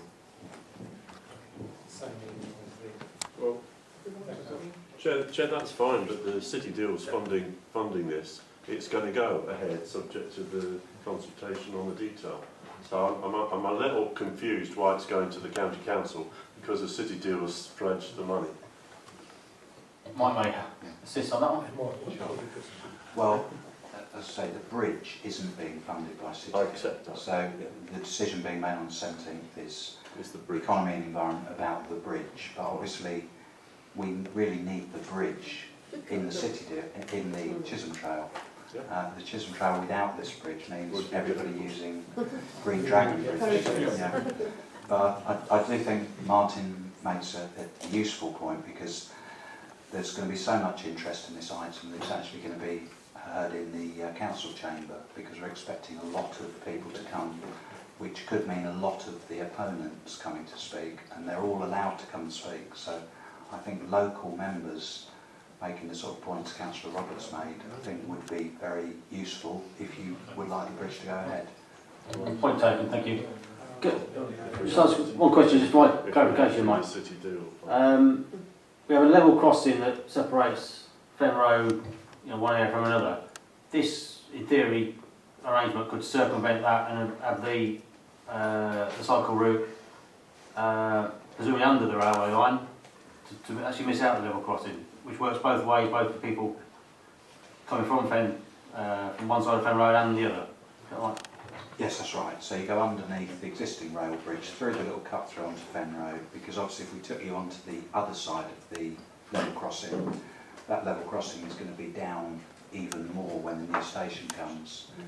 Then, you know, there's a risk of people jumping the barrier and that type of thing, having to wait for probably 30 minutes in every hour.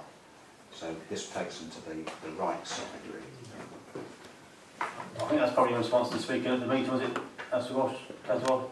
Yeah, I was just going to say in response to Martin, obviously Noel and I sit on the committee. We didn't give in to the opponents last time and we have no intention of doing so again. Although it would be helpful if supporters do come, because as the officer has indicated, I suspect the opponents are already there.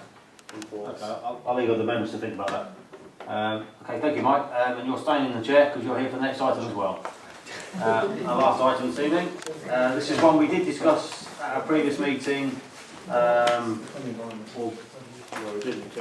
We did discuss it, but albeit without an officer present from the county. We had a feasibility report in front of us and we did discuss it. So this has been asked to be brought back, and Mike's kindly here for this one as well. Do you want to briefly update people in case their memories are failing them? I will keep it very brief. John Richards was saying to me earlier that he once had to do one of these presentations at 20 to 11, so I haven't quite beaten his record actually. Oh, just wait a minute, you'll get there. So the feasibility study was carried out using Section 106 money, and it was sort of half the recommendation of South Area Committee and half of East Area Committee, because it falls into both wards and a bridge will join the two perhaps. So the full report is on the County Council's website, and there is a link from this report into that. I've just tried to sort of summarise it in about 5 pages here, but I think really, to sort of get to the summary, quite a lot has changed in 3 years on the CB1 site in terms of how a pedestrian gets from the station to Hills Road Bridge. 3 years ago, it was quite a sort of a long walk round to get to that point, but there's now at least 2 ways of sort of walking from the ticket hall to the Earl of Derby. So actually, building any sort of bridge, this report has concluded, doesn't really give you any sort of time saving in making that walk. The only one of these options that does give you any sort of time saving would be a bridge that joined the car park in the leisure park, and perhaps you could walk through the car park, or this is suggesting there'd be a lift, so it'd be like a public lift. Such things are quite rare. I think there is one in Newcastle actually, alongside the large bridge in Newcastle. I think there's one in London that takes you down to the Greenwich tunnel as well. But, you know, we've heard already that the County Council, you know, is having a problem funding street lighting. To fund a lift and maintain a lift would be quite difficult, and I think a lot of people probably wouldn't want to use a lift late at night. So it's only the lift option that gives you any sort of time saving in walking from one place to the other. And really in that 3 years, CB1 has sort of developed, and walking from the station to the leisure park actually is a lot more convenient than it once was. So the recommendation is do nothing. So from a bridge that we're trying to build to a bridge that we're saying we shouldn't build. Okay, Councillor Herbert, who wanted this report back? Councillor Herbert? Well, thank you. I don't like this report compared to the last one. It's been 2 years. I'm not sure what we got for £25,000. There is potential with this car park route. I met with Land Securities a week ago. Essentially, a financial case could be stacked up, I believe, to make this bridge happen. What the tragedy is that we had £1.4 million in the bank for the original bridge from Cambridge Leisure to the station. I don't accept that that the walk over the bridge is acceptable, particularly at night and when the weather's awful. It's quite it can be quite an unpleasant walk. It's It's exposed, it's ugly, you're next to cars travelling at 40 miles an hour often. I just think that we should keep alive the potential for there to be a bridge from the car park. The reasons are twofold, Chair, economically. One, Land Securities, who own Cambridge Leisure, would make more money because there's a lot of students who eat fast food, and a lot of people from the station area who would go over there and actually eat at Cambridge Leisure. And second, whilst in Coleridge we don't want to become... Is Mr Gawthrop still here? Good. I'm still here. Good. Well, Mr Gawthrop's theory is that Coleridge should become the dumping ground for parking. All right, well, I think I can show you some quotes on it, Mr Gawthrop. Maybe you've changed your mind. But anyway, we're not a dumping ground for the station, the failure of the station area to cope with transport issues and the over-cramped aspect of some of the access. But this is a car park, Chair, that could be used off-peak. So if you actually just divide three... if you say you want payback in 10 years, and if you could get this bridge for about 3 million, then if you've got 150 grand extra income a year from the sale of food, and you've got 150 grand a year extra income from car park income, I think there's still a potential. And I hope that, particularly when the City Council, subject to getting its plan through with the planning inspector, which we think we will have the arguments for, are then looking at the wider redevelopment of the Clifton Road area. We'll look at this, and I know the Junction's got some ambitious plans as well. So I just hope this area committee just hangs in there and says this is an idea that may come. So rather than do nothing, Chair, that we just say we take your point. There isn't the money there at the moment, but we do believe a bridge there is the right thing for old people, young people, Hills Road students, and people who want to go for a meal at Cambridge Leisure. Okay. We just want bridges. Councillor Smith, Richard and Frank going. I won't repeat your point about the bridge to the car park, Councillor Herbert, because you've made it very succinctly, but I do want to add a point about those stairs, which are marked as a route here, down from the bridge to the junction area. I have used those quite a lot. They're really horrible, they're very unsafe, they can be quite slippery at night, they get really, very messy. And I think if we're not going to go in the short term for a bridge over the car park, those stairs need to be really overhauled, better lit, made a lot safer, made a lot more pleasant, because at the moment you really don't want to go down that after dark. Indeed, during the day is not very pleasant either. Yes, to the audience, Richard. I would hope actually that the idea of using that car park, which is virtually empty all the time, and having a bridge and moving some of the traffic around so it's not all funneled up Station Road along, and then down Tennyson Road, Mill Road. I mean, it's such a tortuous business. I really think to actually spread it around a little makes so much sense. I find it quite insulting as a ratepayer to see that empty car park and to see all the traffic that's being forced to funnel through simply because there's no other opportunity. It's just such an obvious solution to spreading the load of some of this traffic around. It would help enormously. Then you're back, of course, to all the carbon dioxide, the nitrogen dioxide, the sub-10 micron particles. Spread it around, don't just funnel it through one or two roads. Try and reduce it at the same time. Absolutely. It would effectively reduce it because reducing the traffic load would actually mean more even flow. Can you pass that back one to Mr Gawthrop? I'm sure he wants to. Anything? I think I have to respond to the issue of the dumping of cars onto Coleridge Road. That's not what we ever suggested. All we ever suggested was that this multi-storey car park could be used more. Now, that wasn't dumping car parking into Coleridge Road, it was just saying you've got an empty car park. Myself and Barbara Bell, who was the former chair of our residents association, went along to this car park and interviewed the chap in the little kiosk. And we said, are there many cars in here? And he said, no, have a look for yourself. So we actually went through the various levels of this car park, and it's virtually empty in the day. It's quite incredible. Now, Councillor Herbert is right in one respect. The County Council did trouser a lot of money from Turnstone Estates I did an FOI on this, and I thought it was 350,000, but Councillor Herbert maybe... The original offer was 1.4 million. Was it? Well, I think they actually ended up getting 350,000, which was 10 years ago, and there's never been an adequate explanation about what the County Council did with that money. I think they just kind of siphoned it off into some other project, by all accounts.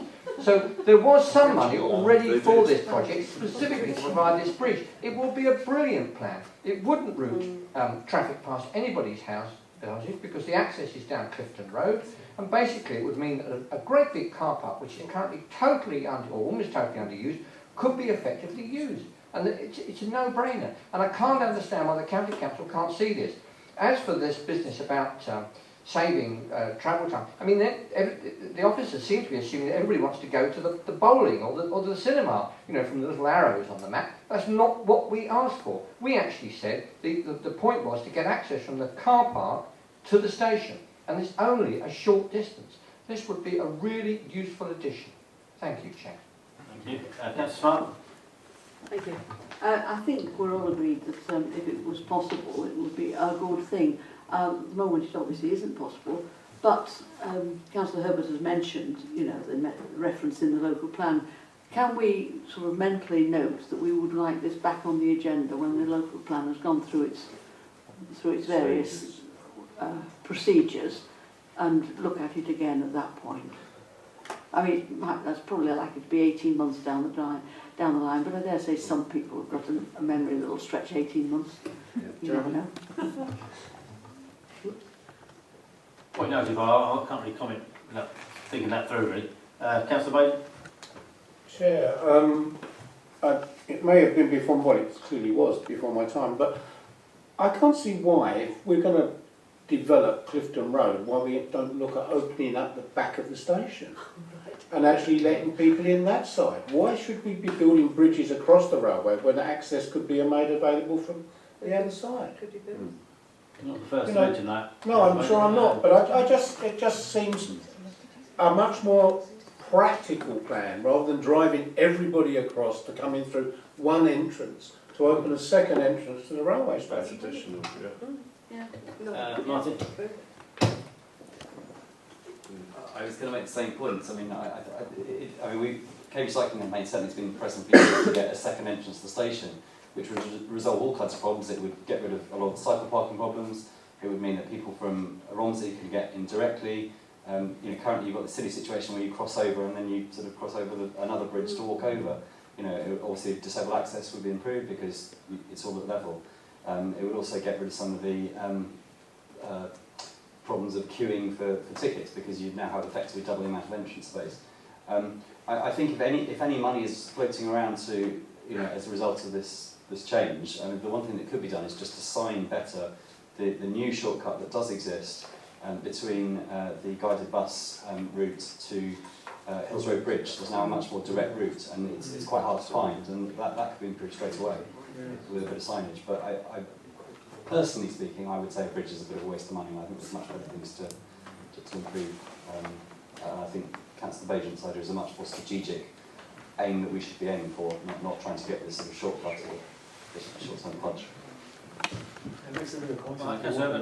Well, I just hope that we could just basically follow perhaps Catherine Smart's suggestion that we just hold on to this idea. I think both Councillor Bajent and Martin Lucas-Smith have a good point, but essentially the Network Rail have built that box bridge across to the new platform 7, and that is constructed in a way that they could then add another box and then bring it over. As long as there is some control on the freedom of car drivers to just park right across the whole of Coleridge Ward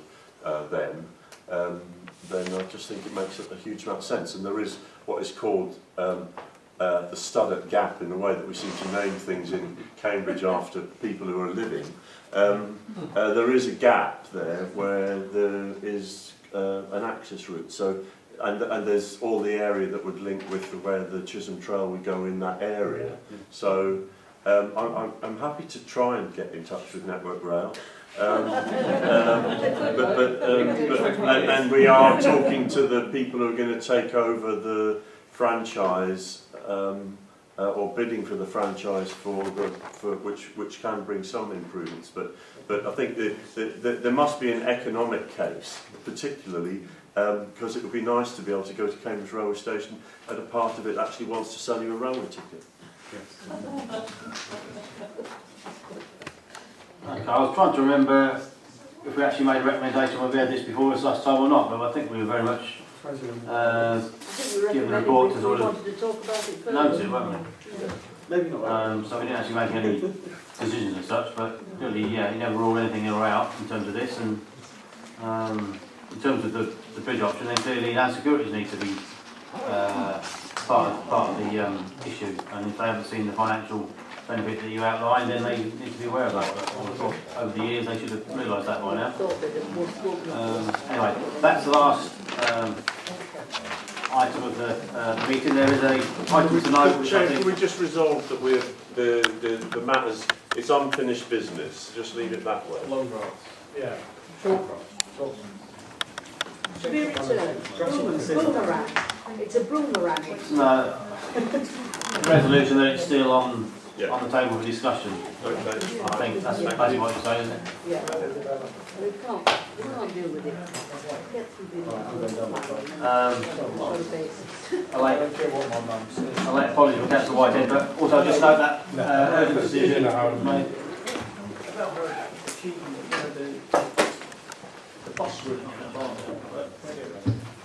No, that's the end of the meeting, thanks. Thank you. Thank you. And look at how many people stay with us as well.